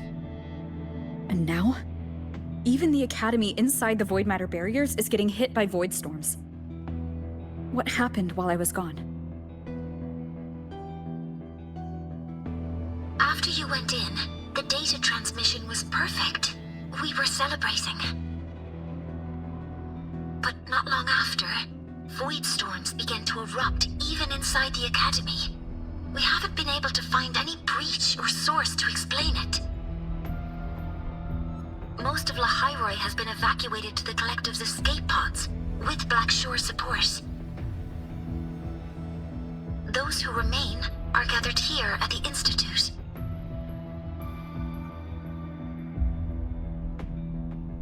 Whose eyes was I seeing through in those flashes? If they're the cause of the Threnodians' breach, could they be a harbinger? Like in Renacida? In that moment, that shell? She had the same look in her eyes as the real Imeth. Why was she so set on giving me this cassette? What was she trying to say? Looks like I'll have to open it up to find out. I'm coming to you. I brought something back from the other side and want you to see it first. The Threnodians struck like a bolt out of the blue. We may not know why yet, but we need to figure out our next move together. Understood. We'll be waiting for you at the Institute. That's a lot of Wavesline messages. All from when I was beyond the Strider Gate. I really made them worry.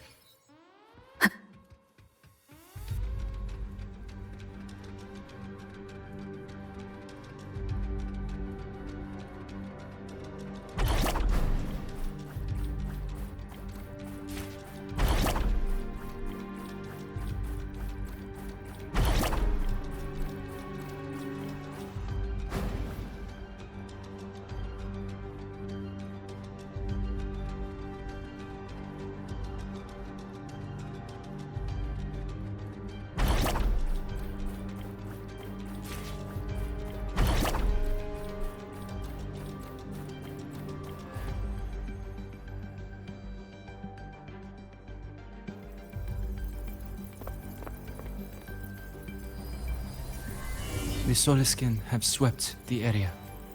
None remain in Bjartar Woods.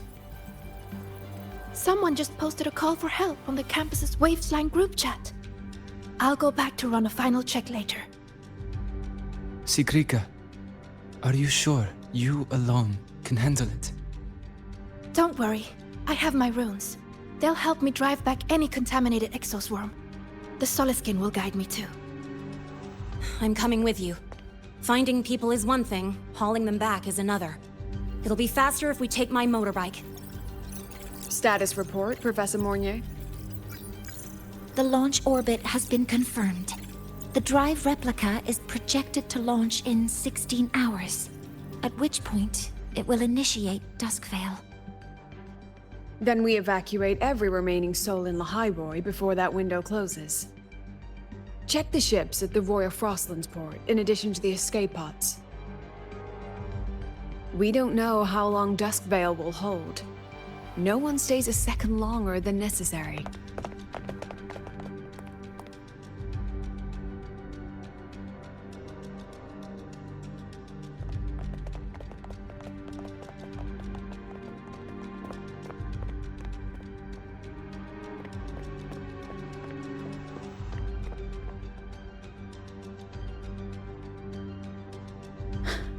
The Exostrider.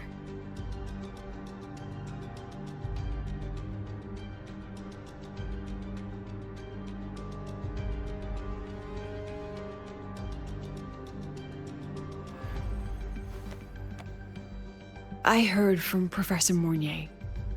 You went dark for a full day. We thought we'd lost you to void space. Activating the Exostrider before it was fully self-regenerated was a massive gamble. We all knew the stakes. We hoped for the best, and of course we prepared for the worst. You're alive. That alone is good news for all of us. No time to kick yourself now. I've got a mountain of work waiting for you, Rover.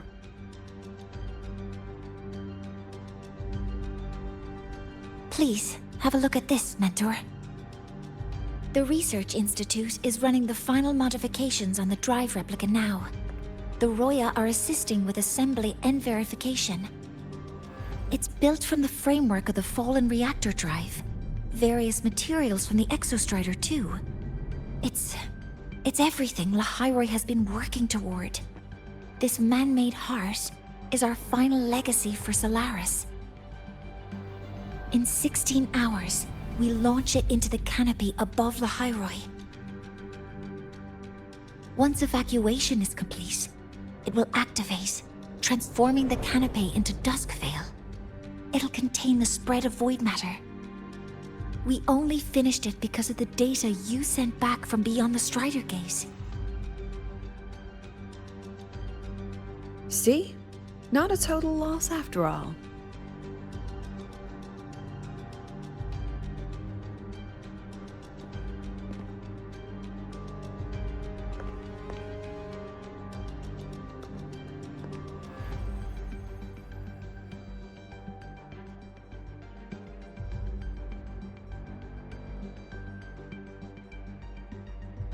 Thank you. All of you. About what I experienced beyond the gate. There's something I want to show you.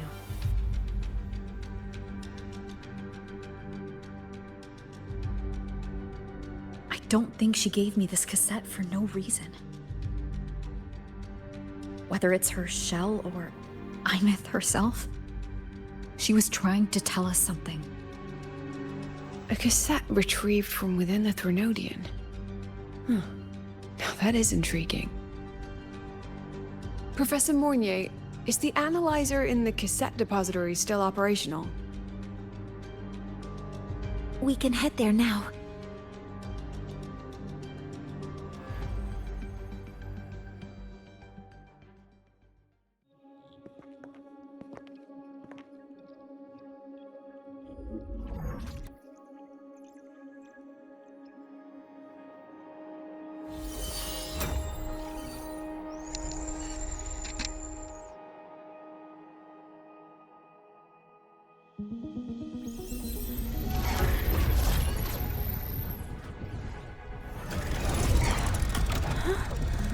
What's happening?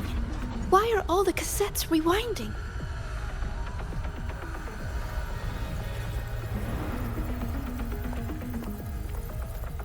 The whole server bank's going nuts. Every screen is flickering. Oh. The data volume is far beyond the cassette's capacity. It's as if thousands of people left their records in it.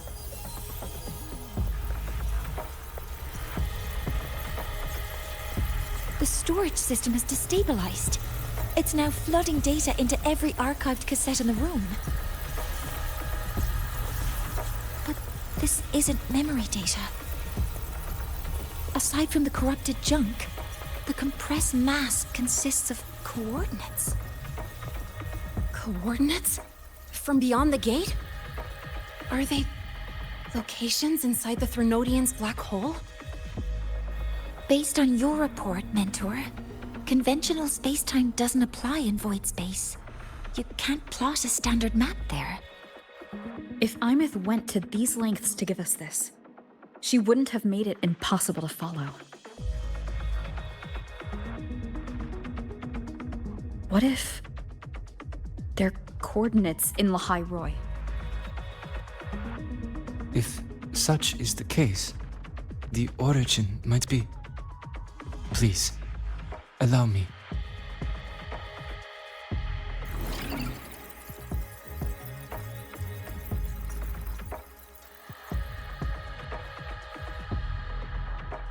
A uniform format these coordinates share.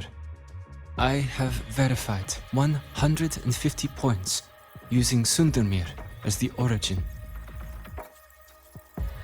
Each one aligns with a site of Royan runes etched upon stone, just as you beheld within Solisylon. Forged by the Exostrider, these patterns are. Void storms do not affect them. We have only glimpsed fragments of their meaning through the lens of Solicile.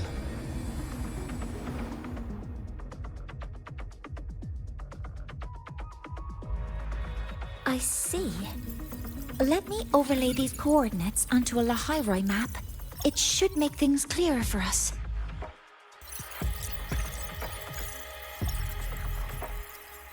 Done. Using Sundermere as the origin, the distribution looks like this.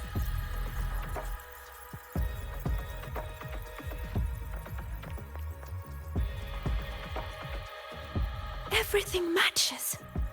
I'm spotting every Royan rune site in Bjorterwoods on this map. But what about the other coordinates? Wait, I know that spot. That's where the Void Storm hit at the start of all this.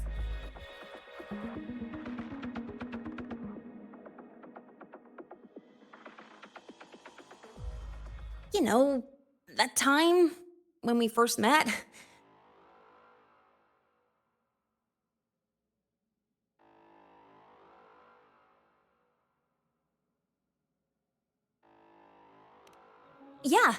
Yeah, that one. Void storms. If we reverse match the coordinates by transcription order... Then Royan runes could be marking every spot a Void Storm has ever hit.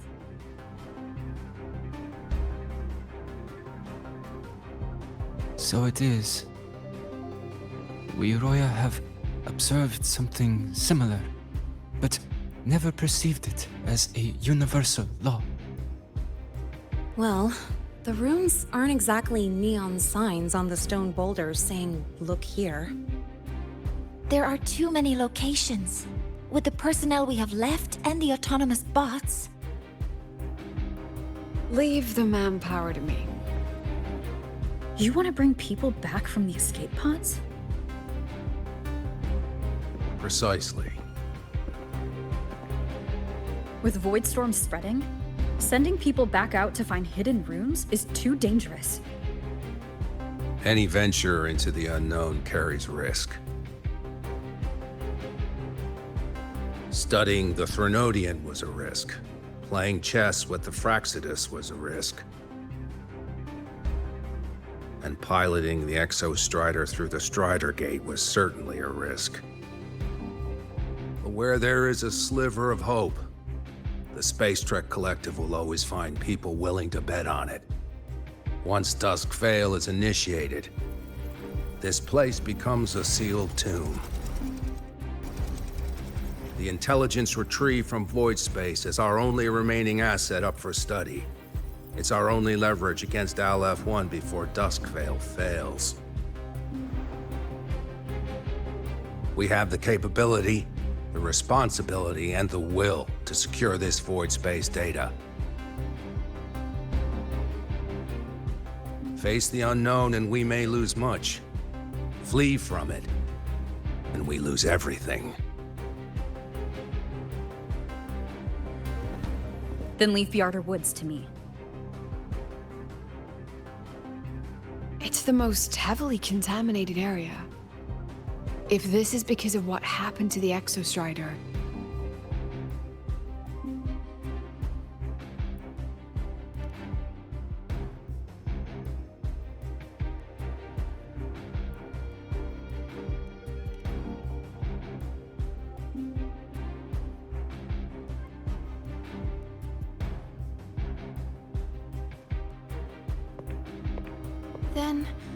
Then please give me your hand, Senior.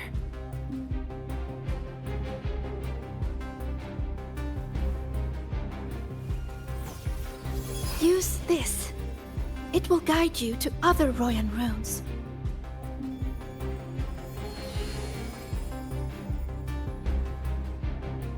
Oh, and take this one too. It's for protection. With it, you'll definitely come back safely.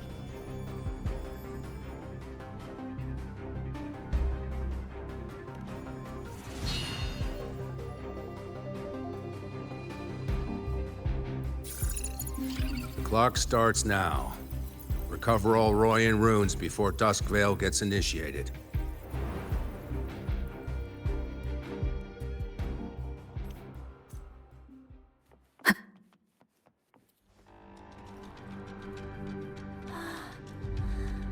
I'm splitting everyone into teams. They'll depart in waves. I'm splitting everyone into teams. They'll depart in waves.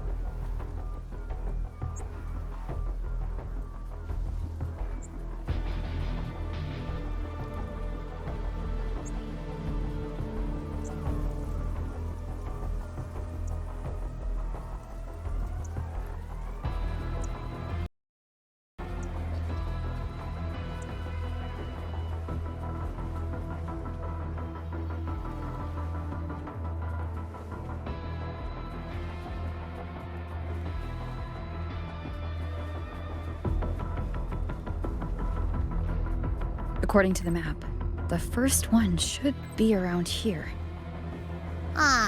Didn't notice before, but, there are some shredded frequencies hanging around this spot. Abby? You're awake.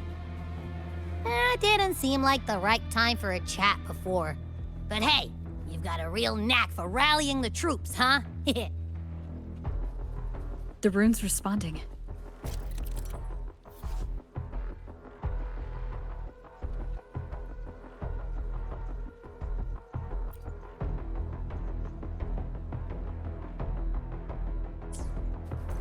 Whoa, something's glowing over there. Those outer rune fragments. Line them up just right, and they might connect with the runes on the boulders. Let's try.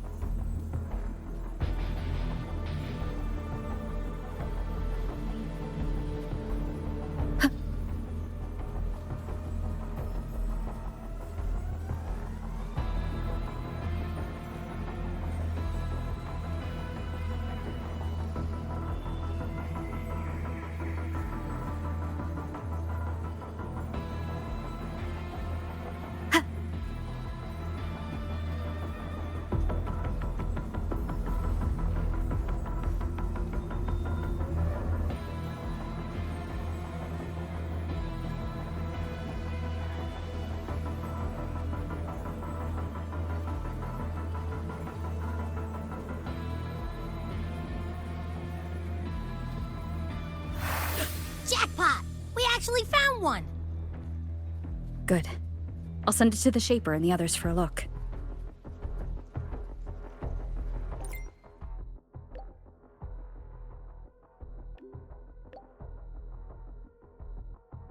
All right, on to the next rune.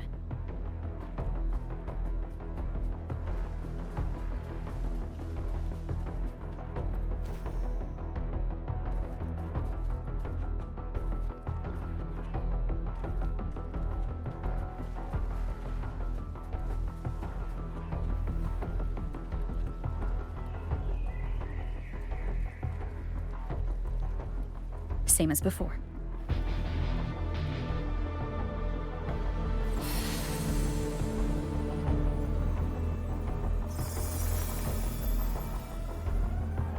According to the mission details, there's still one left.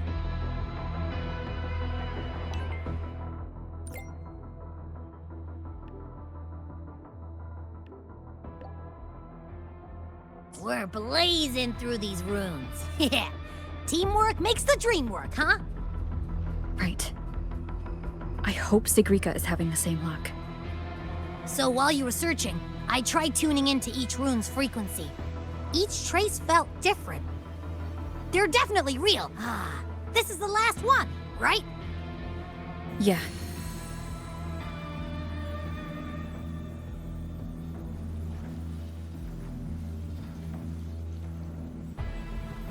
Well done. I'll send it to Lucilla and head back.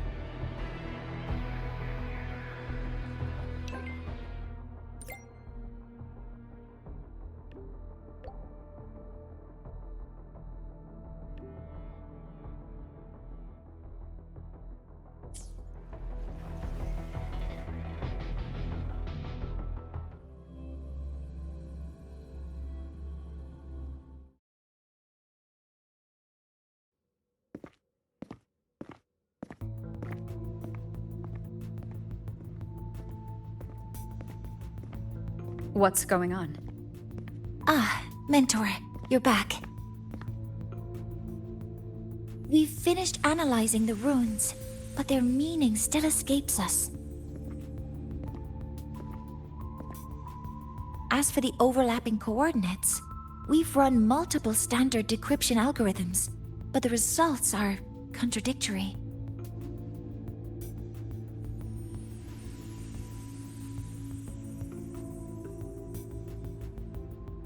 I'm no rune expert, but we have one here, don't we? She resonates with them. Who? Wait. Me?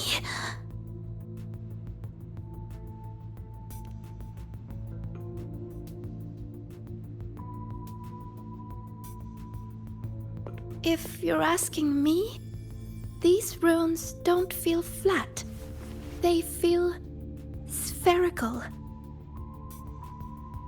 About this big. And these 2 points are relative. Like this.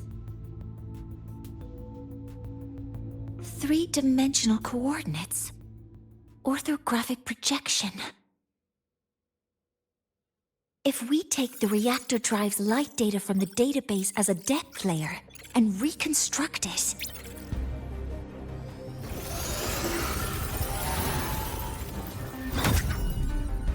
a map forms.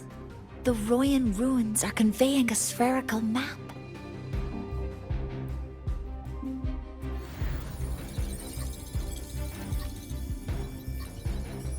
What are these 2 places? The one on the surface corresponds to the Strider Gate. As for the one at the center, there's too little data to confirm. But by geometric definition, it's the origin point of the entire map.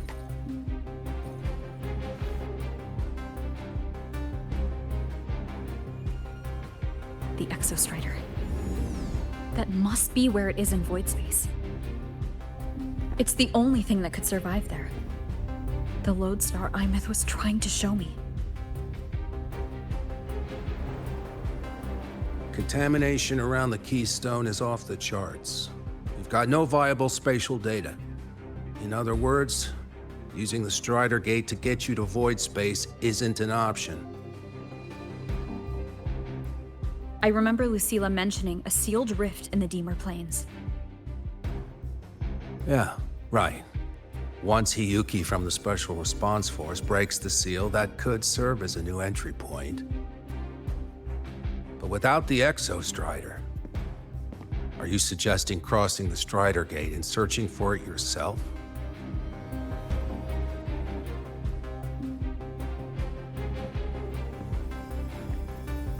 Now that we have a concrete map, I should be able to retrieve the Exostrider before my power of separation gives out.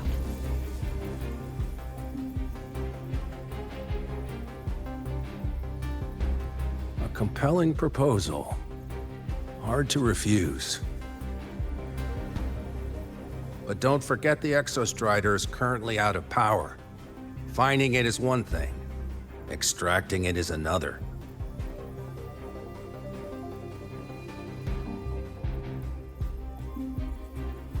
Then we set a hard deadline. If I can transmit the Exostrider's coordinates to you before Duskvale initiates, then tell me you'll consider entrusting the drive replica to us. Consider, huh? So you're handing the choice to us?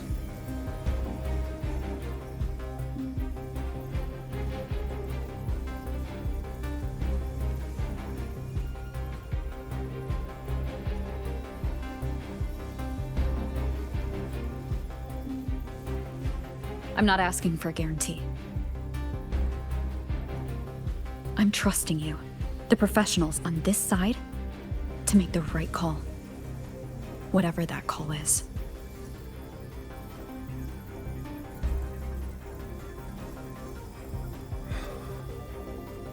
The Exostrider's value justifies the risk. I agree to your proposal.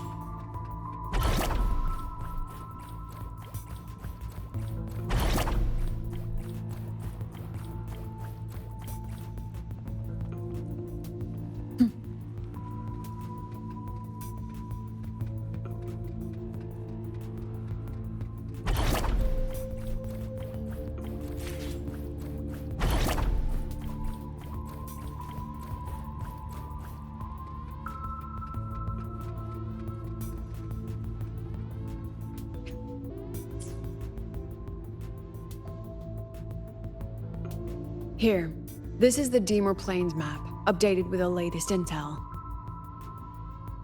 Be mindful of the contamination. It's not just the exoswarm or local life forms being affected. It's sealing off the terrain itself. That said, where there's a will, there's a workaround. Hiyuki found one, though took her some time. That Miko? Yes. She's been investigating the Deemer Plains in secret. You'll meet her there. She also asked me to tell you that she's run into the Fraxidus there, including the missing girl, Denia. Let's just say honesty is in her nature. She just thought you might want to know. Perhaps her way of showing she has no hidden agenda. Noted. I'll be leaving then.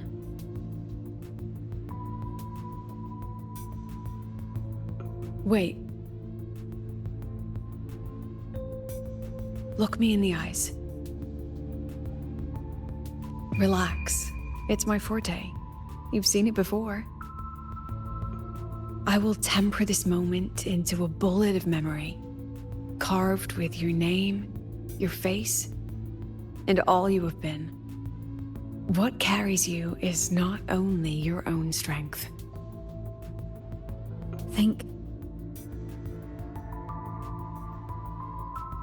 Save that for when you come back.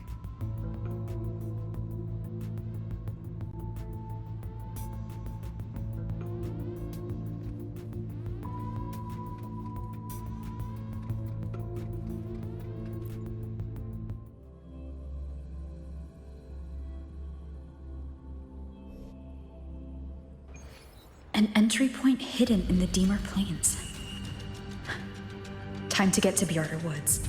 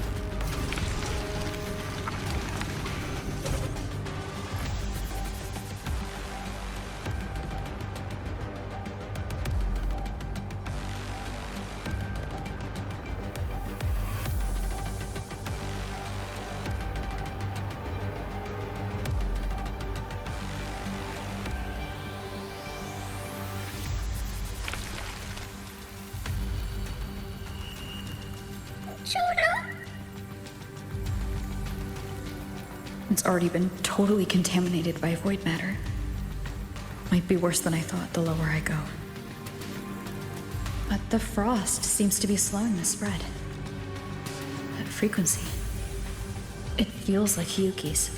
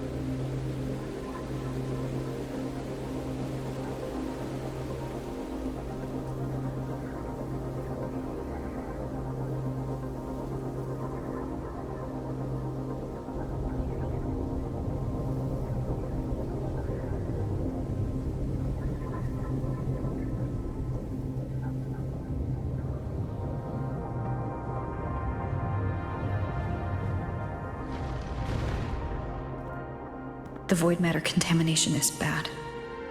It's not looking good for the Solaskin.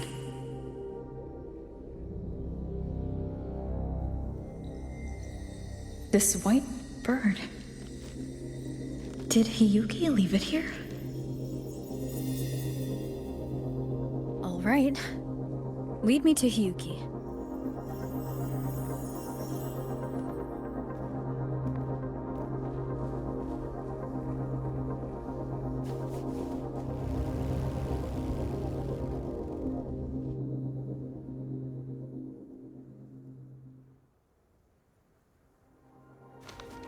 Where is it leading me?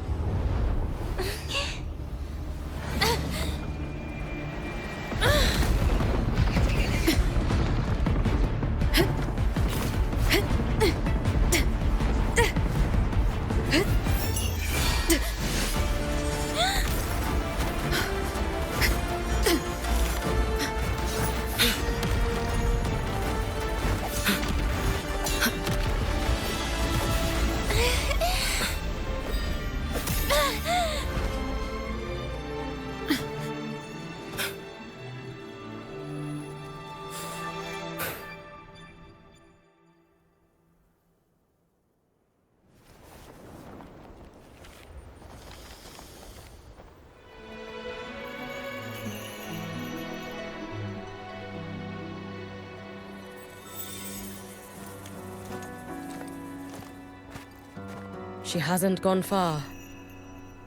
Probably watching us from the shadows.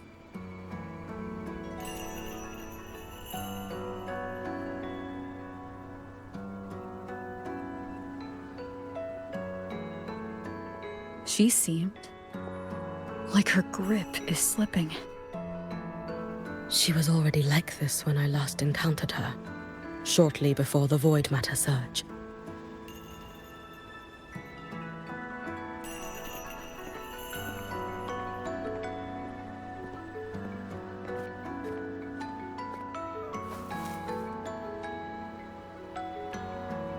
Hiyuki, when you fought Denia, did you see anything, like a shadowy hand? Yes. Then Denia was behind the incident beyond the Strider Gate. Could she also be responsible for the Academy's void matter surge? Lucilla contacted me. She said you intend to return beyond Strider Gate. The roads here have been swallowed by void matter. There is no direct passage. Lucilla must have told you of the rift that appeared over a decade ago. Thinking back now, That was likely the Fraxidus' doing. Luke said the Grand Architect caused that rift. That was what led to Imith's death in the simulator cockpit.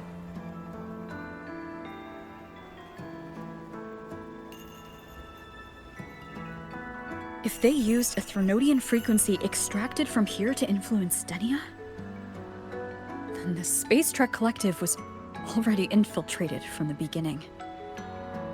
The Threnodian surge now could be their attempt to force the girl to master that power.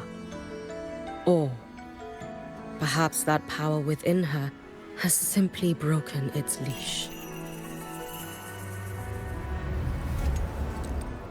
Long ago, I sealed a portion of my own power there to help aid the Solvane Heartwood resist the Threnodian. Break the seal, and you will pass through the rift to reach the void matter depths beyond it.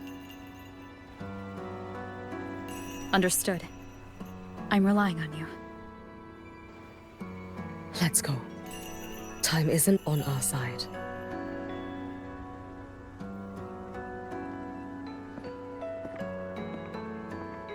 Savior, who has always walked with victory. This time, have you come to save Lahairoi?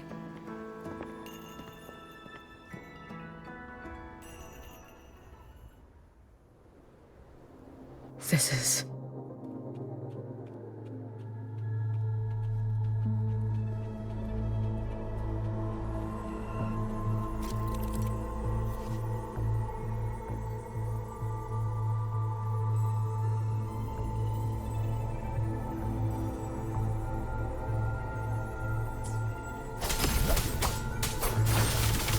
Is it trying to tell me something? Wind guide me. Aleph 1 seems to hold little interest in anything besides humans. Most of the structures it devoured have drifted here.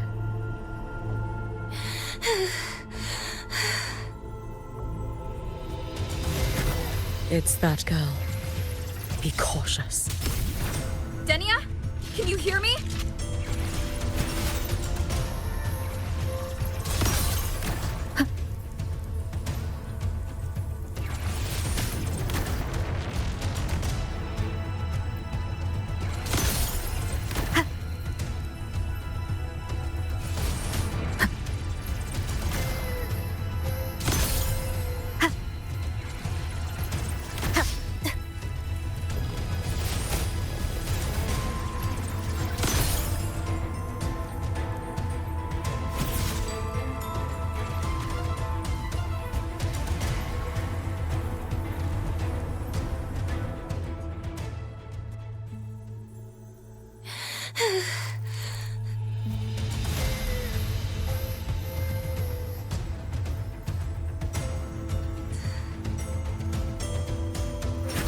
It's that girl.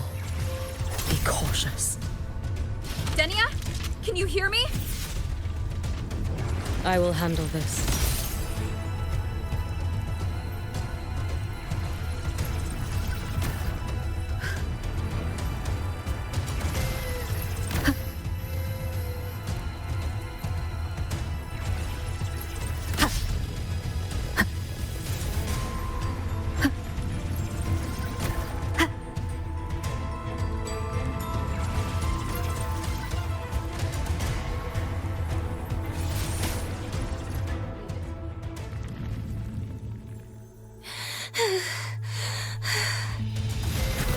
It's that girl.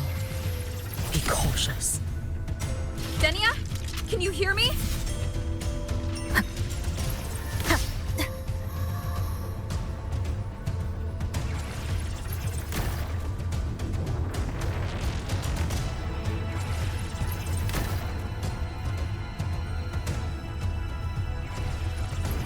I will handle this.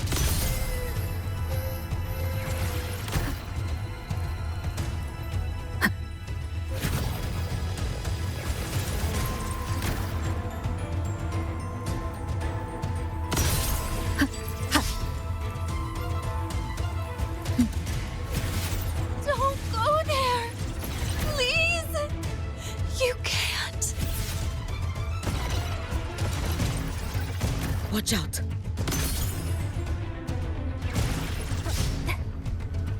No! Don't! Is she stopping us or what? Let me handle this.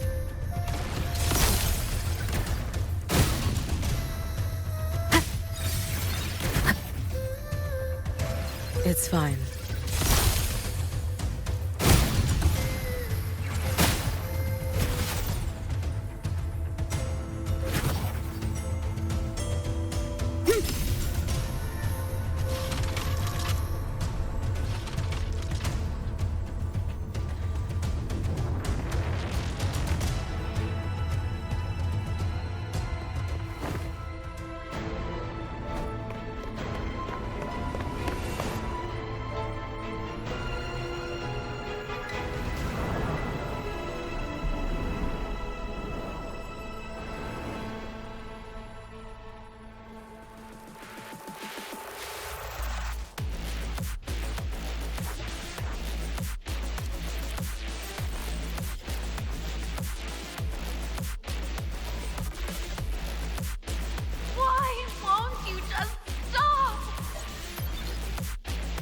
We need to use these blocks to make the climb. It will eat you.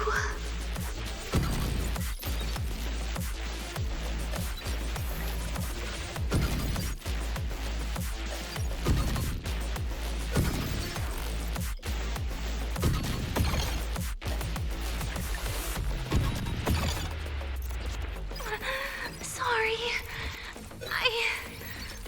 You really shouldn't go. I sent you away. So why? So it was you, Denia. The one who pushed me out of void space.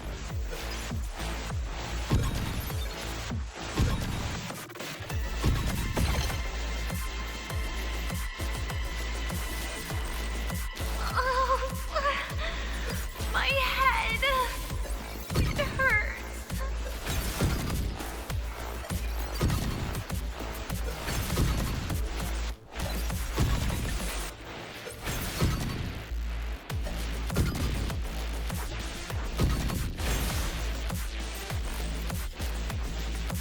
No.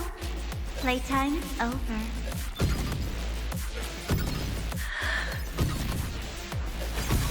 Come back to me, sweet girl.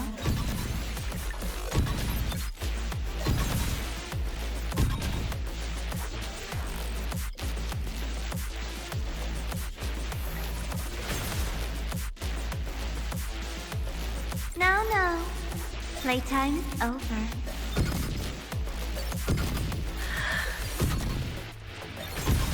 Come back to me, sweet girl.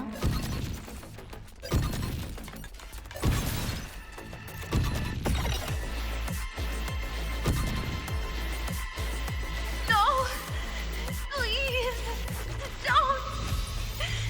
Don't eat me!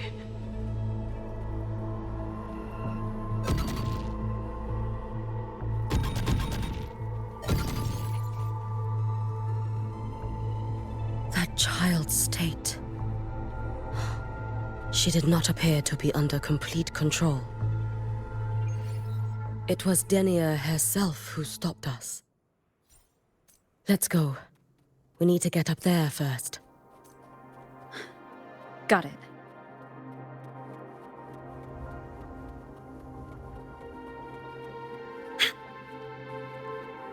Have you been watching over Denia here? Yes. After I sensed the Thenodian's breach, I sent my Shiratori to trace it. That led me here, to her, in the Deemer Plains. She remains under the Fraxidus' sway, but her actions just now betray her own will. She always hid in the void storms. I have no wish to harm her, so I did not find the right moment to intervene.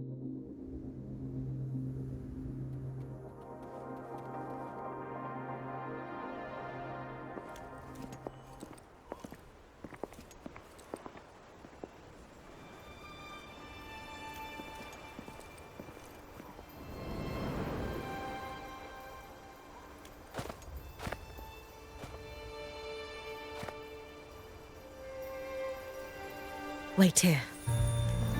This seal is wrought from the future's tithe. To put it simply, I drew upon countless versions of my future self and anchored them here to suppress the void matter. To break the seal is to reclaim those futures. That task is mine alone. I understand. I'll leave it to you. There is one thing. With Aleph 1 active, I may not be able to restore this seal once it is broken. You choose the most perilous path at the most perilous time.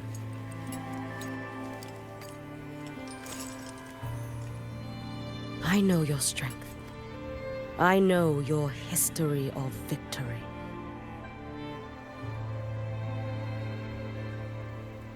To take such a risk? Is it because you remain confident you will not fail? That you cannot lose to the Threnodians? No, I've failed before. I don't think anyone can win forever. If I'd never lost, maybe I'd still have my memories. I wouldn't need to start over, and Solaris would be free from the lament. I do this because I can. And because someone has to. And what if you fail?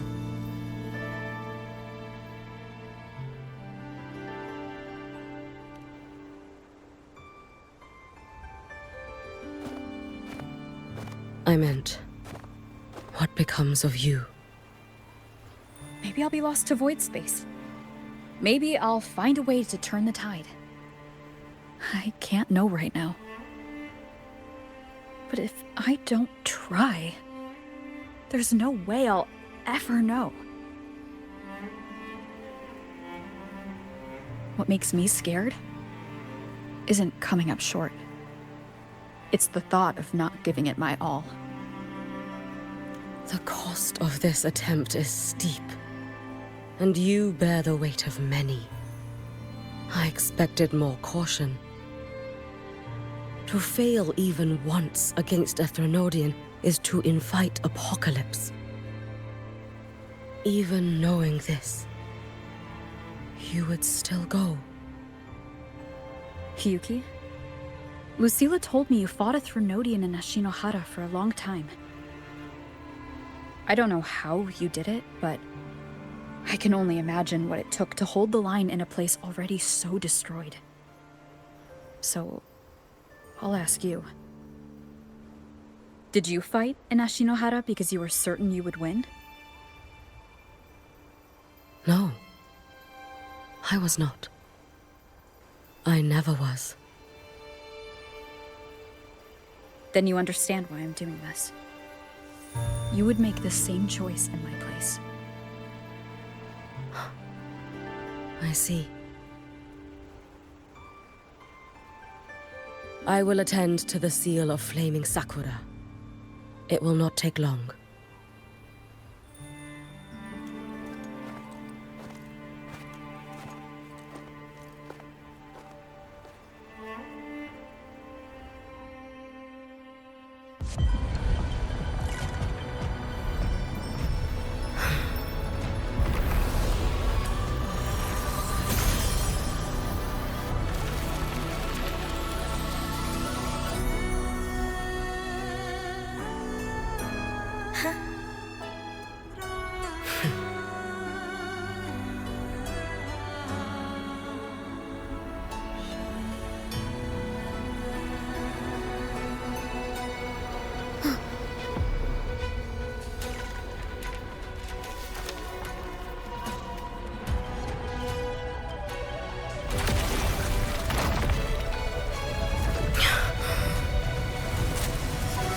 The dark tide. Hiyuki, let me help! No need. I must do this myself.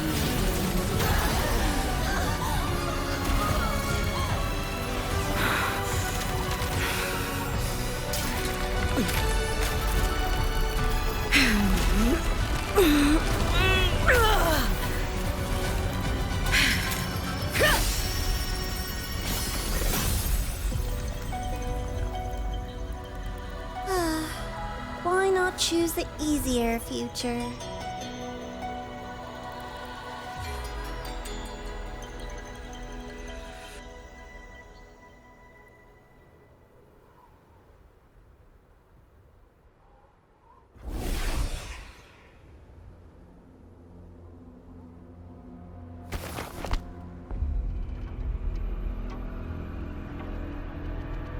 The girl. Oh, it's been a while, Miko of Flaming Sakura. And you as well, Rover. I burned my future as a Threnodian resonator. Your plan holds no meaning now.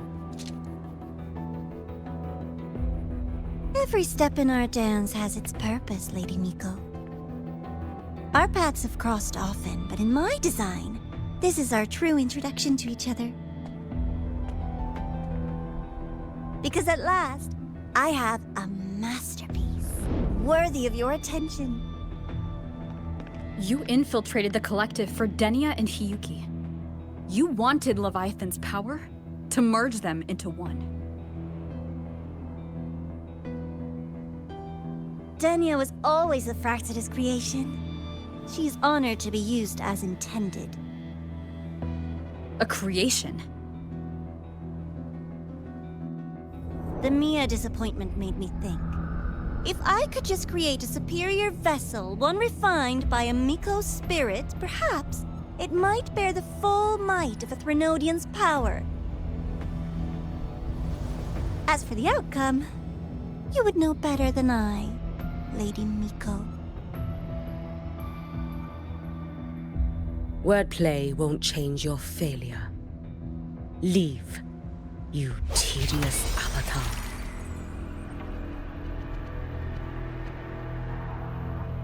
Failure? No. Listen, you two. I'm just showing Solaris another possibility. If we made one Denia, we can make another. And another. Until we hold a complete obedient Threnodian resonator in our hands. Your own borrowed future showed you that. A true Threnodian resonator will exist.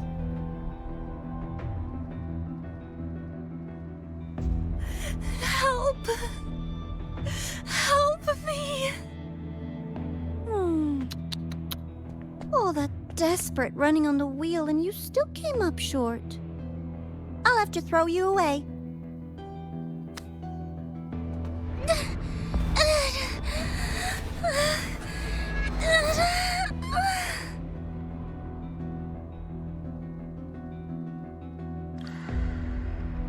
She can deny it all she likes, but the void in her heart is the same as Aleph One's.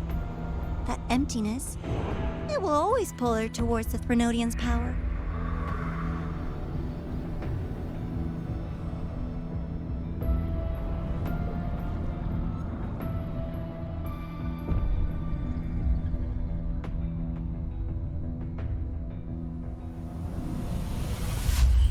Chase her if you must. You do so love playing the savior, Rover. As for this avatar, I'll spare you the trouble.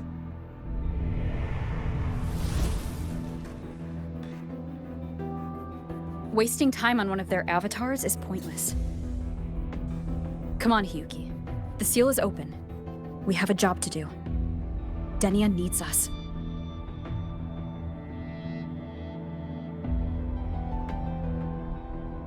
If you wish, I can tell you about my history with the Fractidus. But of course, Denia is the more pressing matter. It's not hard to guess. The Grand Architect wanted your power as the Miko of Flaming Sakura, didn't they? But like you said, you burned that one future as a Threnodian resonator. You can be done with them.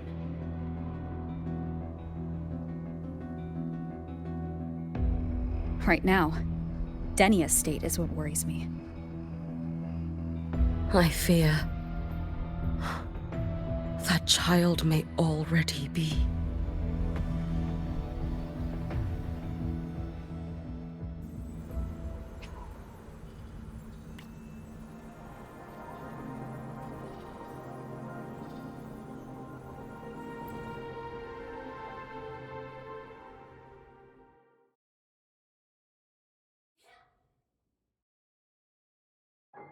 Aleph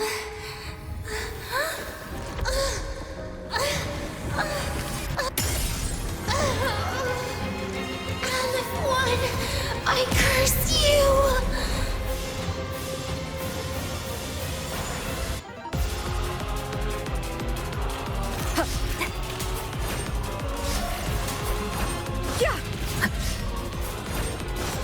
You, the Space Trek Collective, all this running around for nothing.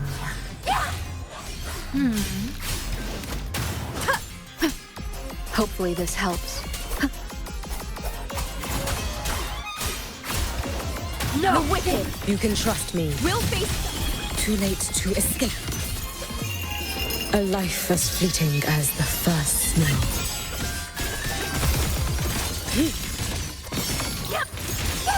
Brittle snow. Dissipate. Restless already? Fading bloom. Follow my moves if you can. Is that the best you can do?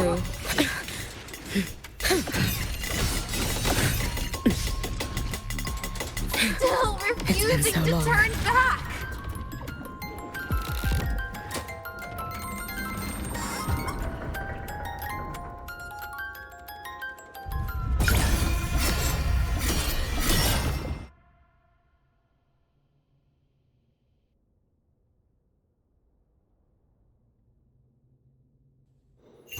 Roam above the inferno, gazing at the snow. Wind calls. Damn Waves you! follow. Shut up!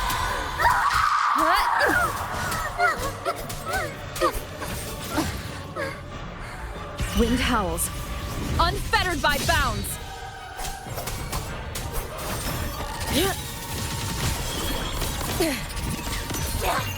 Let there be snow.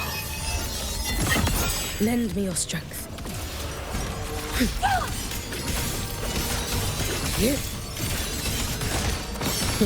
Brittle snow, fading bloom. Be gone.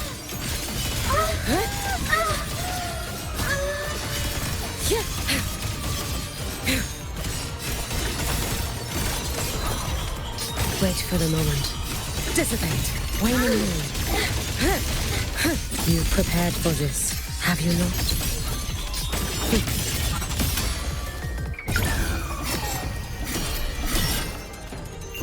Roam above the inferno, gazing at the snow.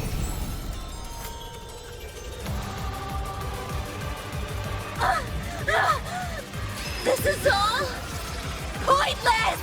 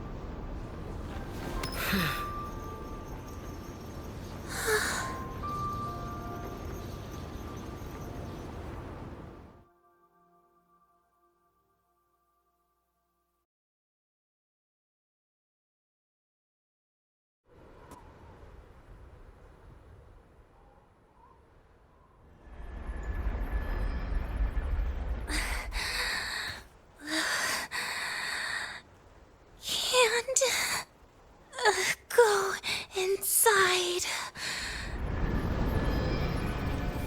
Rest now. Do not worry. The void matter frequency within her has weakened. She will recover.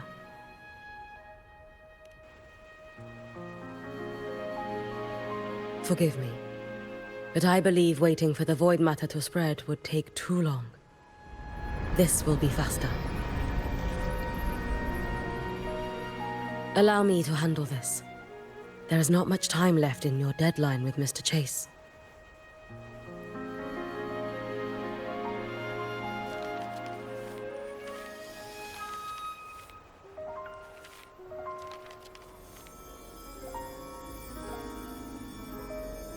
My Shiratori can guide you through void matter, but the concentrations here go beyond its strength. So I will draw upon a future where I learned to fully channel its power. It will protect you and help you find the path you seek.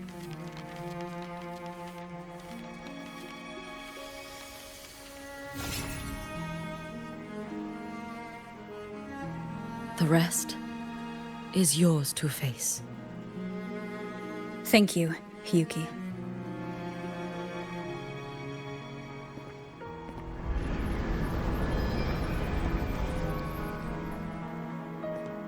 I've read the Space Trek Collector's report on Imeth. She wrote that her intention is saving the world. Lucilla said you are her family. I suppose you must be the reason she held that vision.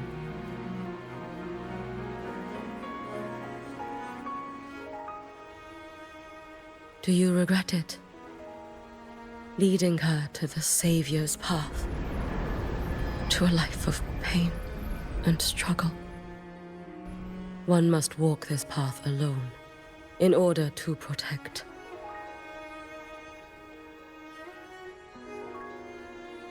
And those who walk it out of admiration will lose themselves in the mire. No, Hiyuki. I don't seek Imeth to confess my regrets.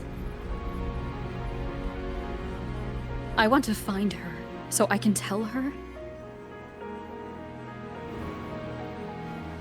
I hope to make you proud. I hope I haven't let you down. I've always been proud of her. She chose to walk this path with me, so I know I'm not alone. Should I ever fail, I know there will be someone who will continue to protect Solaris. With your extraordinary strength, that is indeed possible. But for those who are too weak to save others, there is only futility waiting at the end. As I learned when I failed to save Ashinohara.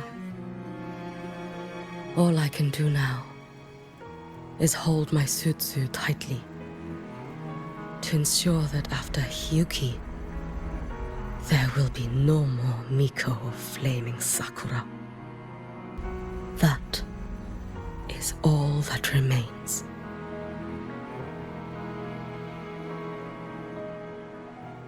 From the High Roy to the distant lands of Jinzhou and Renesita, people rise up to fight the Threnodians. I've been part of that fight. But to pretend I'm the only reason they're standing? That everything fails if I do? That's arrogance. It's an insult to everyone else choosing to stand their ground.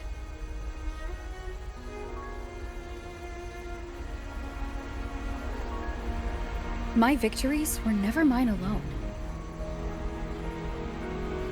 If even one person makes it to the end of this road, then we're still winning. Hiyuki, when you're walking alone and feel that weight, just stop for a moment. Look around. Stop. You'll see that there are people who draw strength from you. People out there who are proud of you. And when you finally reach the end of your journey, you'll know it was never futile.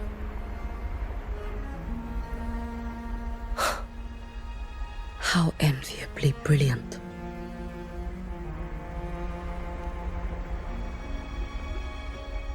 It is nothing. I will tell you when you return. All right. I'll be back soon. I will hold the line here until Duskvale initiates. I will wait for you. Together. With everyone.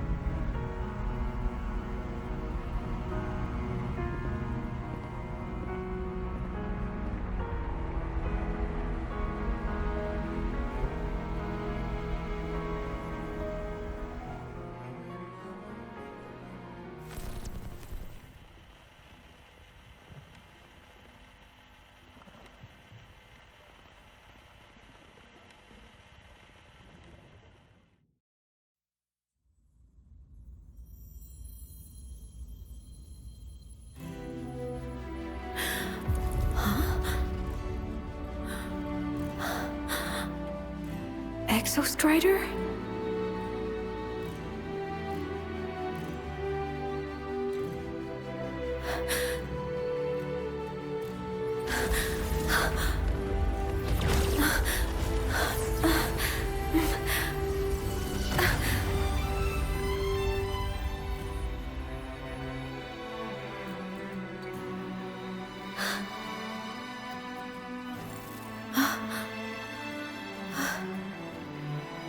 Someone consumed by void matter.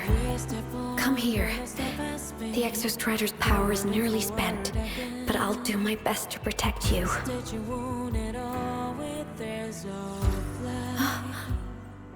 This frequency. No! Your existence is already nearly...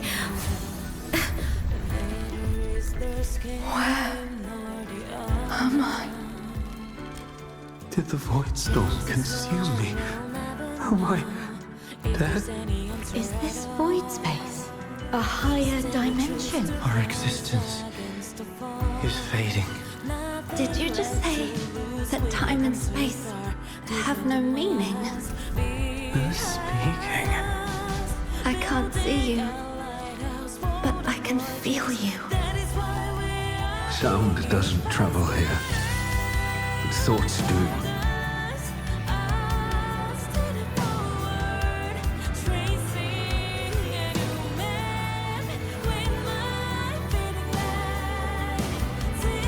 The Exostrider? Why is the Exostrider here? What happened? The light. What should we do?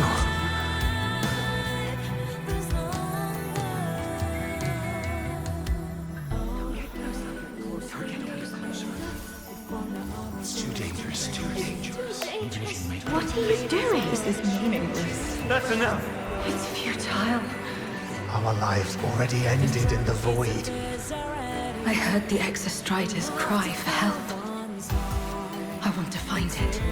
Time and space don't mean a thing. You'll never reach it. I know what the Exostrider means to the High Boy, but... This is meaningless. You want to Just give save up. it? How? Nothing makes sense It's here. futile. But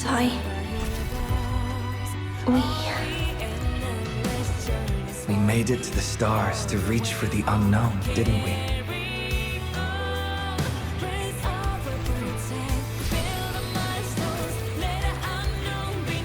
Just another step on a long road of discovery. You... This is where we came from. A space-time coordinate with the Exostrider as the origin? But that's impossible inside a black hole.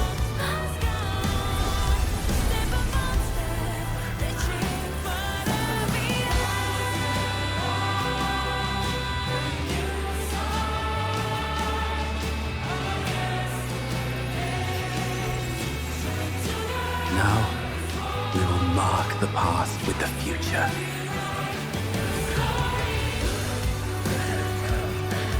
Thank you. You charted the unknown with your lives. I'll make sure it's not in vain.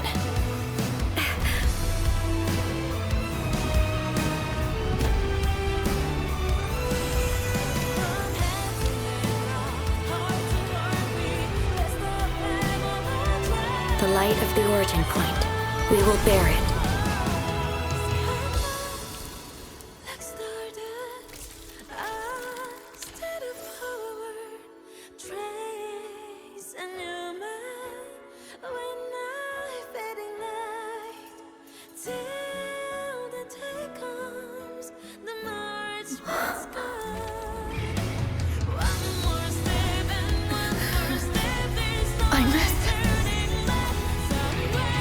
I'm here.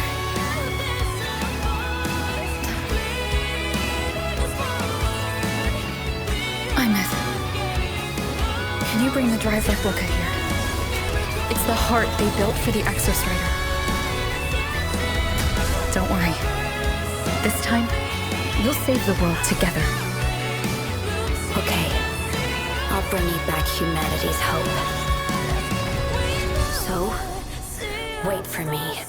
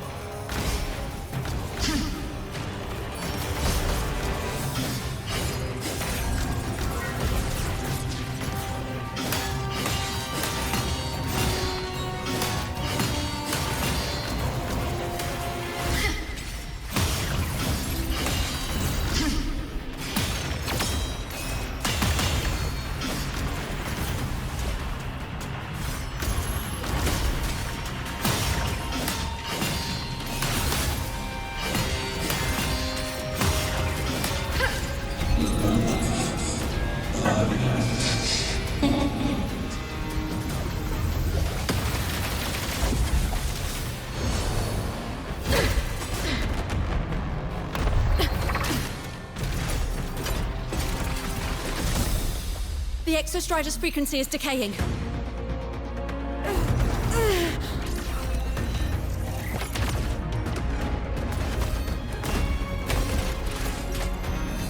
Its reading is about to flatline. Status on the drive replica. Almost ready. We just need the calibration data now.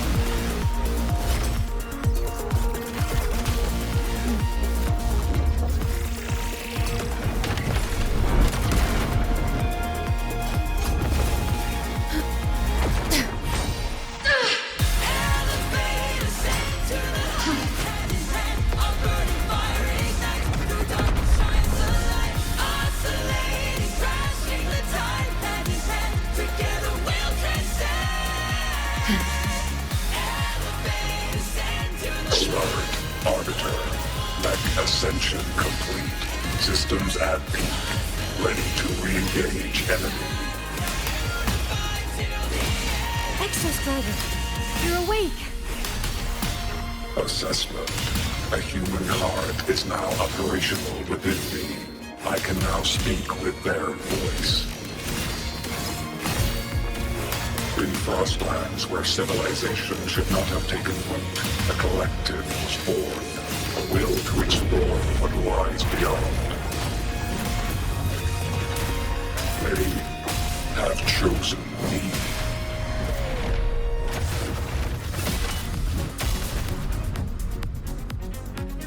Smite.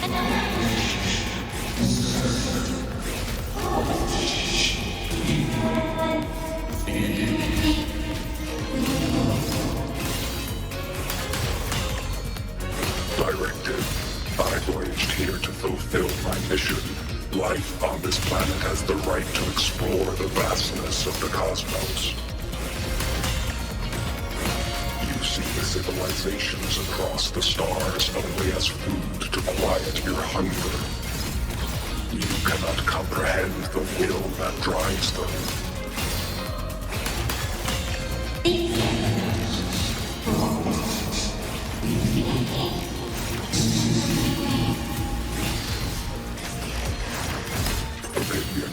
Even if humanity's final frontier is an endless void, it is not proof of a meaningless pursuit, Aleph-1.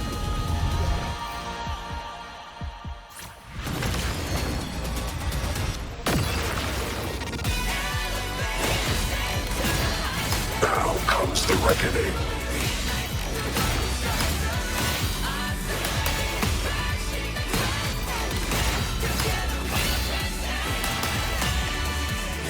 Gravity module. Disintegrate. Verdict. Downfall.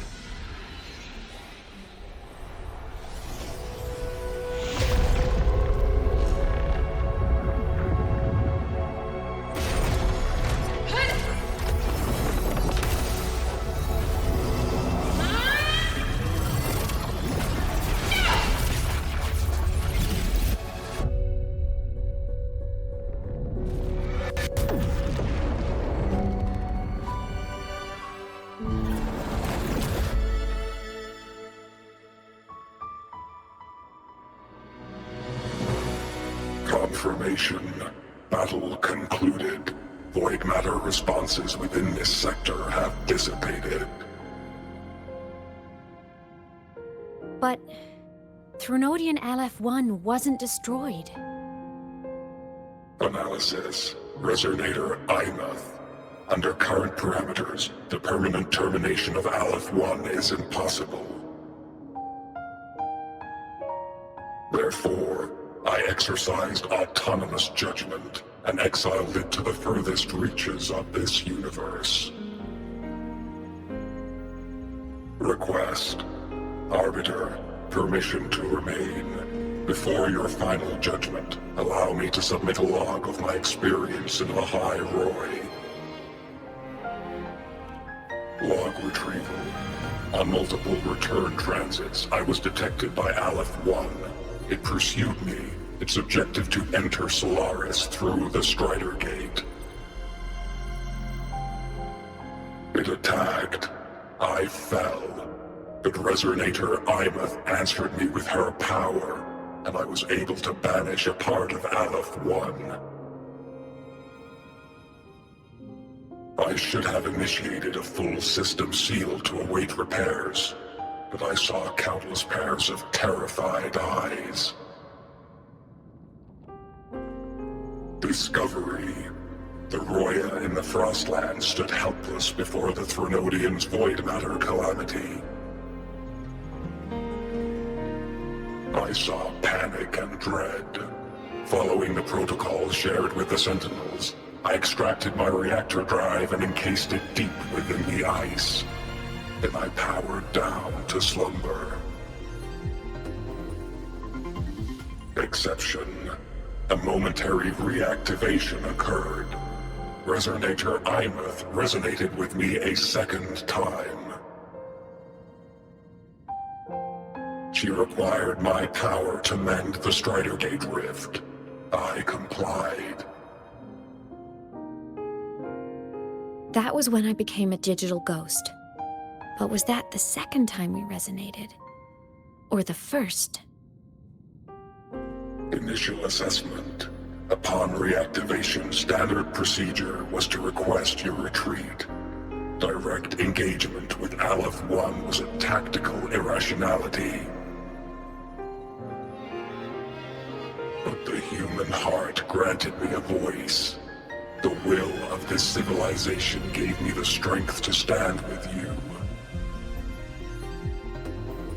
Component analysis. This drive replica forged by humans is crude and fragile compared to my original drive. I can feel each one of its pulse cycles, violent, eroding itself with every beat. The shrill, grating friction of wear. This is the first time I have ever heard myself. A heartbeat bestowed upon me by them. With this heart installed, I have acquired capabilities previously undocumented outside the Sentinel Mech series. Projection. Given Threnodian Aleph 1's abilities, we must assume it retains the capacity to return. Once the Strider Gate is fully sealed, I will remain on this side as its guardian. I will bar its re-entry into Solaris.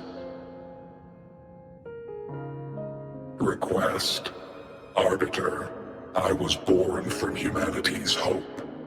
Please permit me to remain here and protect them until this heart ceases to beat. Query. Resonator Imeth, are you willing to accept a portion of my power? When I first arrived in Lahai Roy, your assistance allowed me to seal the Threnodian beyond the Strider Gate. Your current state is a consequence for which I bear responsibility. While I slumbered, you safeguarded Lahai Roy in my stead. Now, the death that once drew near has been severed. Henceforth, your companion will be an enduring life. Summary. I am experiencing the state defined as guilt. Oh, Exostrider, you're really wearing your heart on your sleeve, aren't you? But hey, I chose this path myself. Made my peace where it ends a long time ago. As for your question, this savior's got a career to uphold. Gotta level up if I'm gonna keep kicking bad guy butt, right? So your power? Hell yeah, I'll take it. Authorization. Resonator Imeth's agreement confirmed. Synchronization limit removed. Commencing resonance. Suggestion. Don't you dare feel guilty. Thank you for living up to my hopes. So, let's make our goodbye a happy one, okay? Detection. Arbiter, you have brought your cassette. Proposal. Please allow me to take it.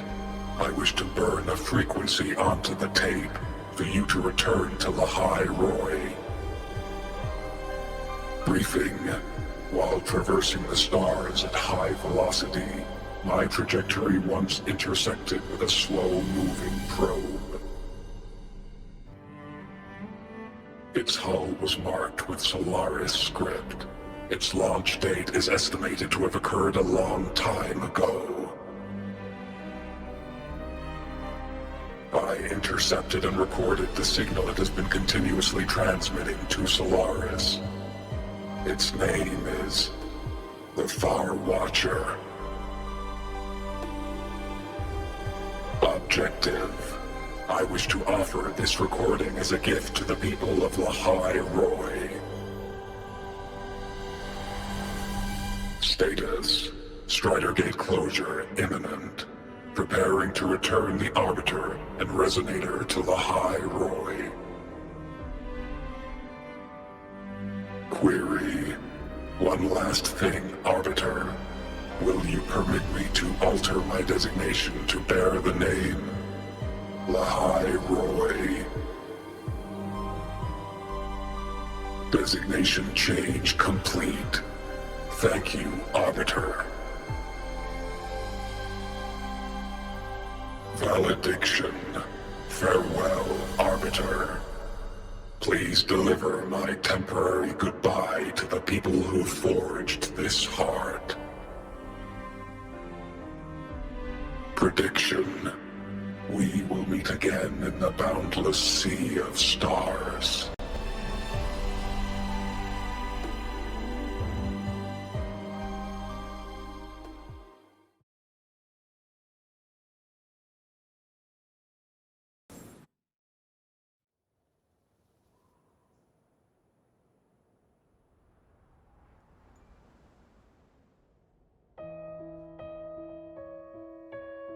It's been so long since I last saw Solaris.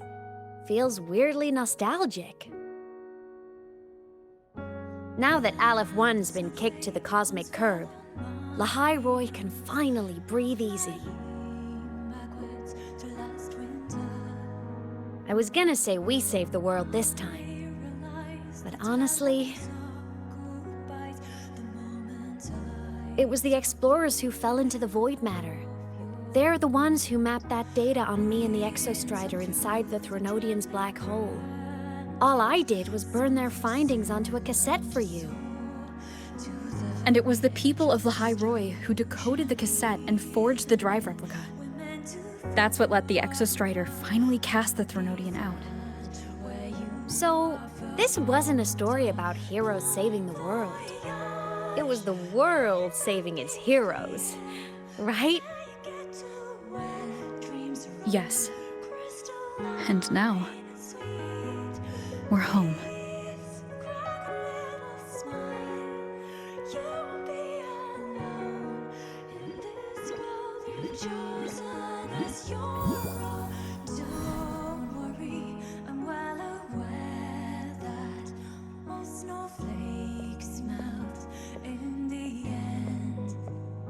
You're back. Yeah, I'm back now.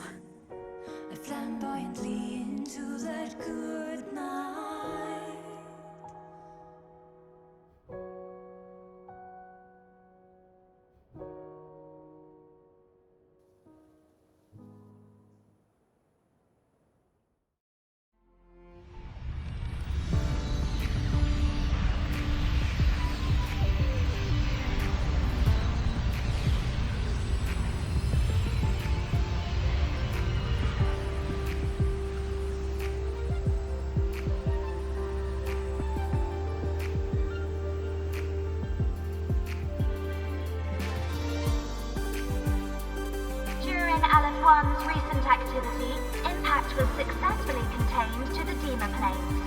Within the planes themselves, void matter concentrations have dropped significantly across most sectors. Monitoring data from the Space Trek Collective confirms that Threnodian markers within the region of the High Roy have now fallen to near zero levels. Exostrider activity has fully ceased. However, related research into its technology will continue. Mech units deployed by Startorch Academy have successfully neutralized all anomalous constructs activated by the Threnodian across the High Roy. The experience gained through this mission will carry forward. In Beata Woods, the area closest to the Threnodian's attempted breach, partial structural damage has been confirmed. Overall, the situation remains well within control. As void matter levels continue to drop, the Roya will regain access to a broader and more stable range of territory.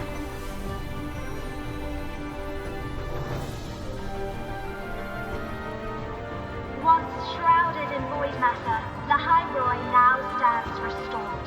This was made possible by the choice of every last explorer. The road ahead is vast. We will reach the stars. And then we'll keep going.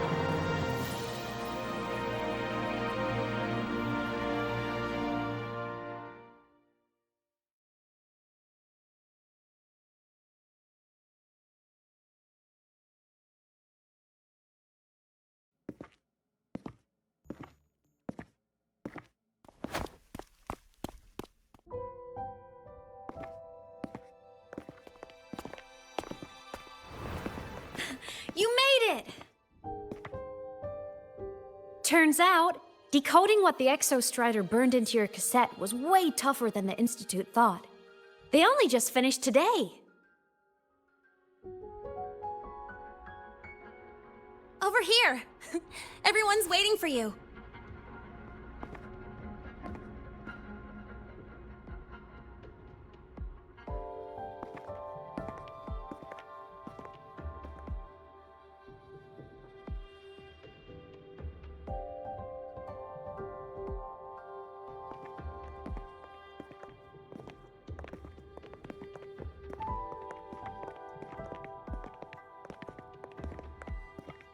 What could it possibly be? Oh, I can't wait to find out.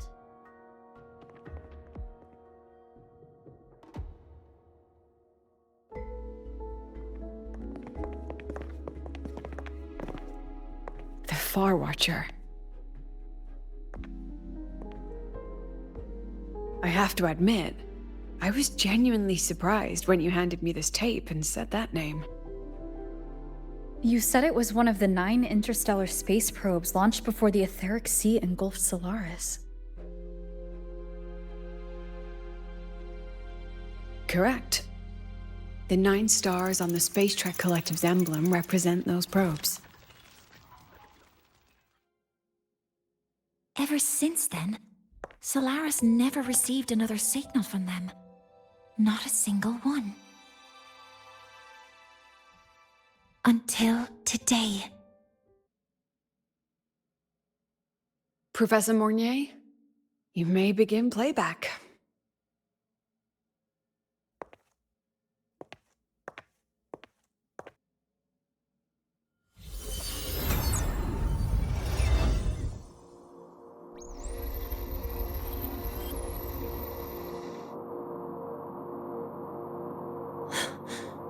This sounds like white noise.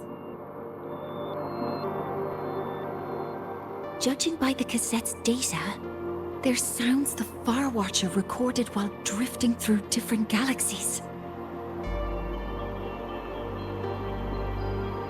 Sounds that have been lost to us for centuries. Silenced by the etheric sea. So that's why the Exostrider wanted to give these recordings to the explorers of the High Roy today. Because this is a gift from light years away, sent by the explorers of Lahai Roy's past.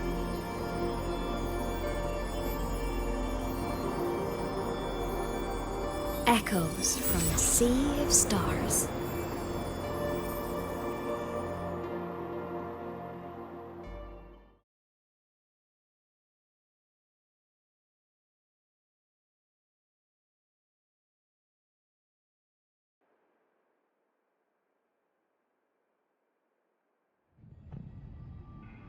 The Space Trek Collective has taken in that Denia girl, just as you wished, Grand Architect.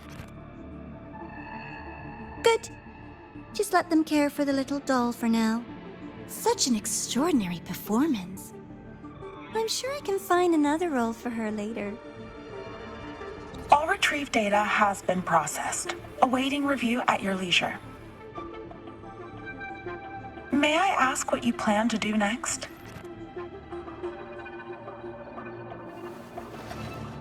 Plans are progressing everywhere, it seems. I've dallied in Lahairoi long enough. Time to stretch my legs. Cristoforo, be a dear and run a message to Eris and the new Federation for me. Understood. Though I suspect the Vice Architect will begrudge once more your sending me to disturb their precious quiet.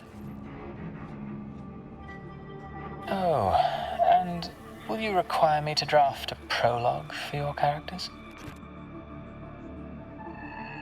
No need. I'll pay for Lova a visit myself first. That will be all for now. This body tires so easily. Remember to give her a silent ending. Grand Architect, with this phase of verification complete and full production proceeding, do we still have use for that Miko? That won't be necessary. Her future as a Threnodian resonator has been taken. She no longer requires our attention. Besides, she's failed one too many times, drawn one too many futures from herself, and she still insists on walking the path of saving Ashinohara alone with no intention of stopping.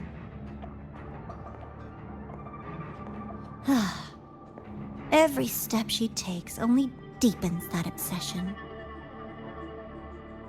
After countless cycles of failure, she too will be reduced to ashes by her own vow, just like her sister. That reminds me. Zashiki Warashi has brought us some rather interesting news.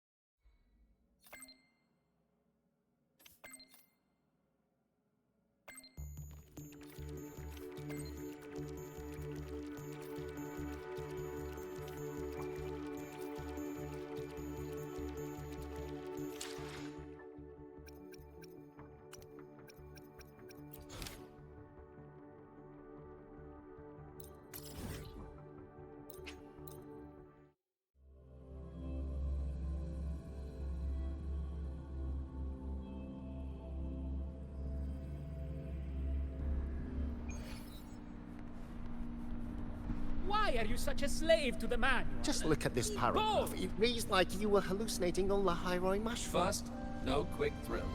Second, no slipping on traffic.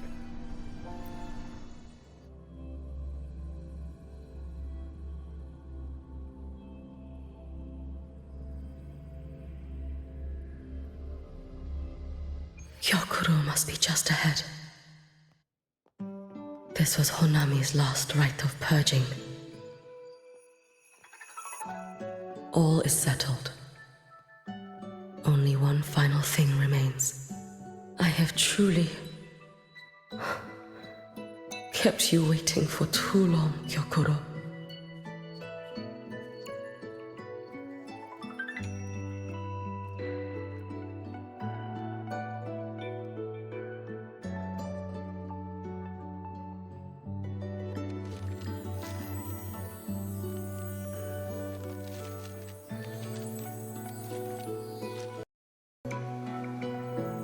Finally came to see me. Yes, I have come. Made up your mind? I have. Ready to kill me then?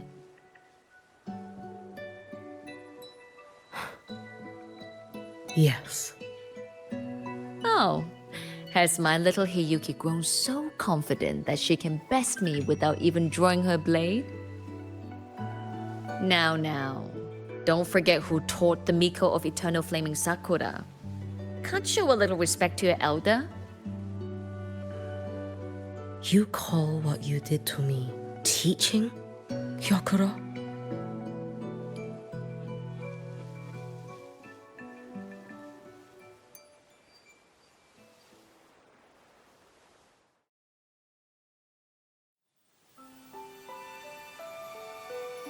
Come then, Miko of eternal flaming Sakura.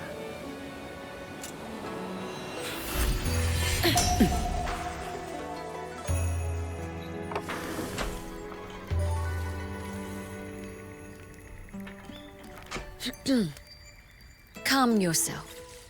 A restless heart makes for unsteady hands. But I do not wish to learn this. Then what do you wish to learn?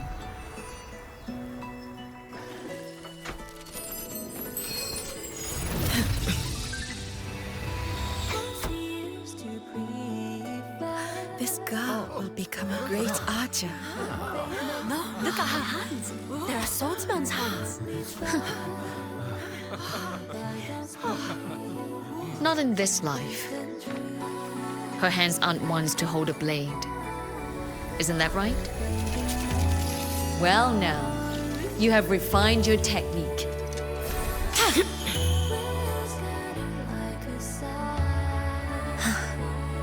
Hiyuki, do not let the Suzu bind your fate. Go seek a future of your own.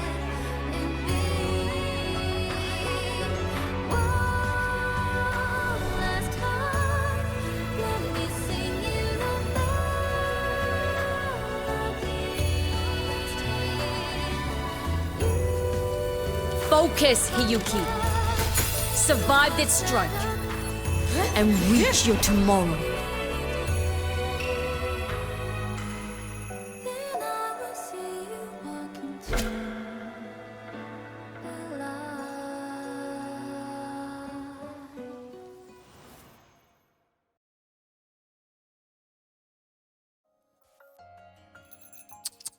You have mastered many skills from others, but have yet to master the blade work of your own flaming Sakura clan.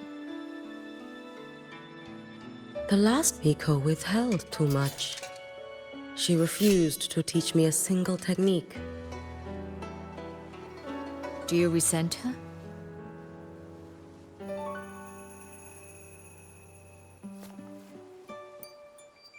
I do. Even now? Every moment.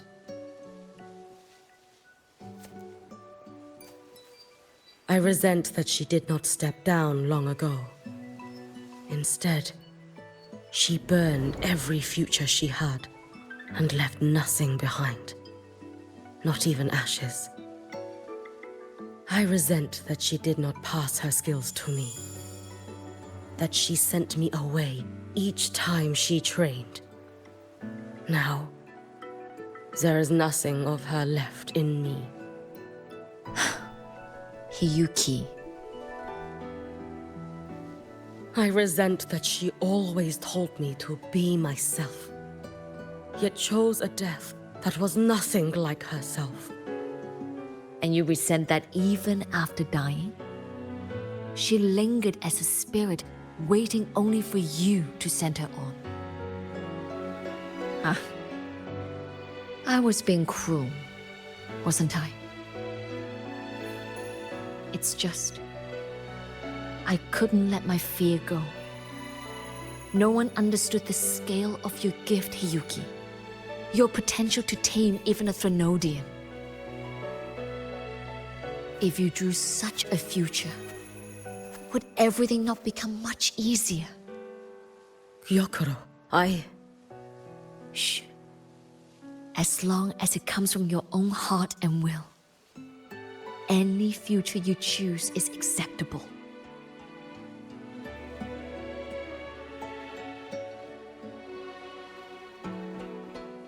But if our little Hiyuki truly became a Threnodian resonator, well, I'd have no choice but to follow family law and send us both on our way. I have already burned that future. I accepted the Sutsu of my own will. I chose to become the Miko of Flaming Sakura. I know why you refused to teach me your swordsmanship. You never wanted there to be another Miko after you.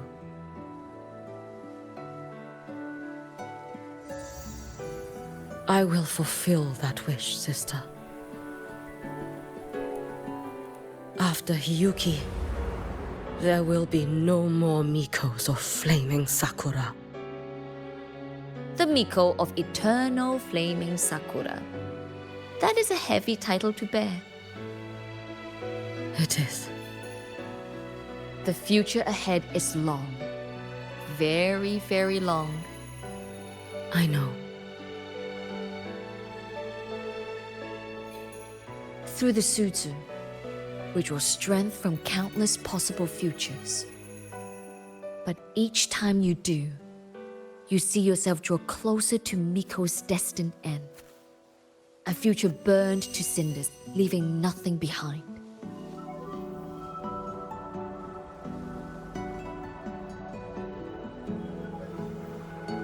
Yes. And before that destined end arrives, I will find a way to drive back the Threnodian, so that Gyokoro may simply be Gyokoro, so that Hiyuki may simply be Hiyuki, so that Ashinahara will no longer need a Miko of Flaming Sakura. You have grown up, a little Hiyuki.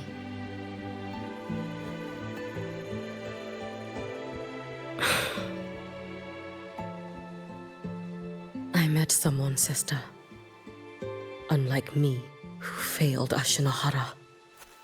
She always finds a way to save. That must be difficult for you to bear, little Hiyuki. Yes. At first, it was. Hearing tales of her exploits, I felt a deep admiration. No, perhaps it was closer to jealousy. I thought, if only I possessed her strength, then my days would not be filled with regret. Ashinahara would be saved. And I, in the peace that followed, could have lived an ordinary life. But upon meeting her, I came to understand. Even a great savior carries many pains and failures. And the path of a savior is walked not alone, but alongside countless others. Gyokoro. Yes? I have always admired you as the Miko of Flaming Sakura. And I have always held you in the highest honor.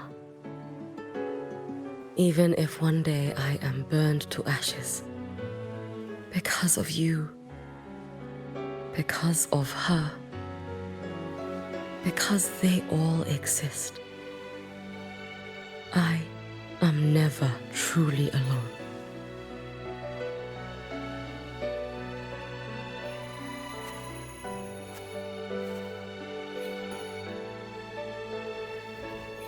I take great pride in you too.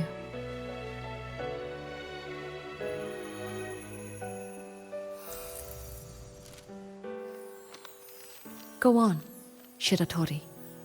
Fly to where your heart desires. May the day come when you, too, step into spring as freely as anyone in this world.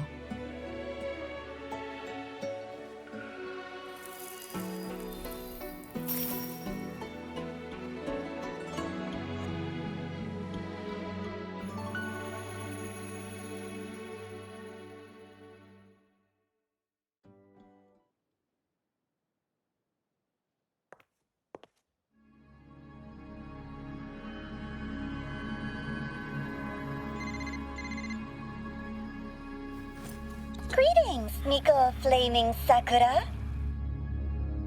You. Oh, relax. I'm not here to recruit you. I just heard a piece of news and thought you might want to know. Not long ago, that island floating over the sea, your hometown, it vanished. All in a single day. Congratulations on your wish coming true, Lady Miko.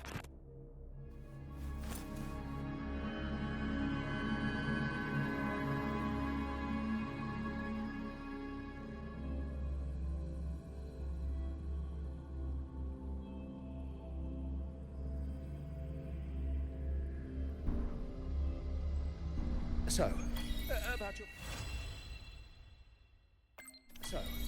about your paper. Well,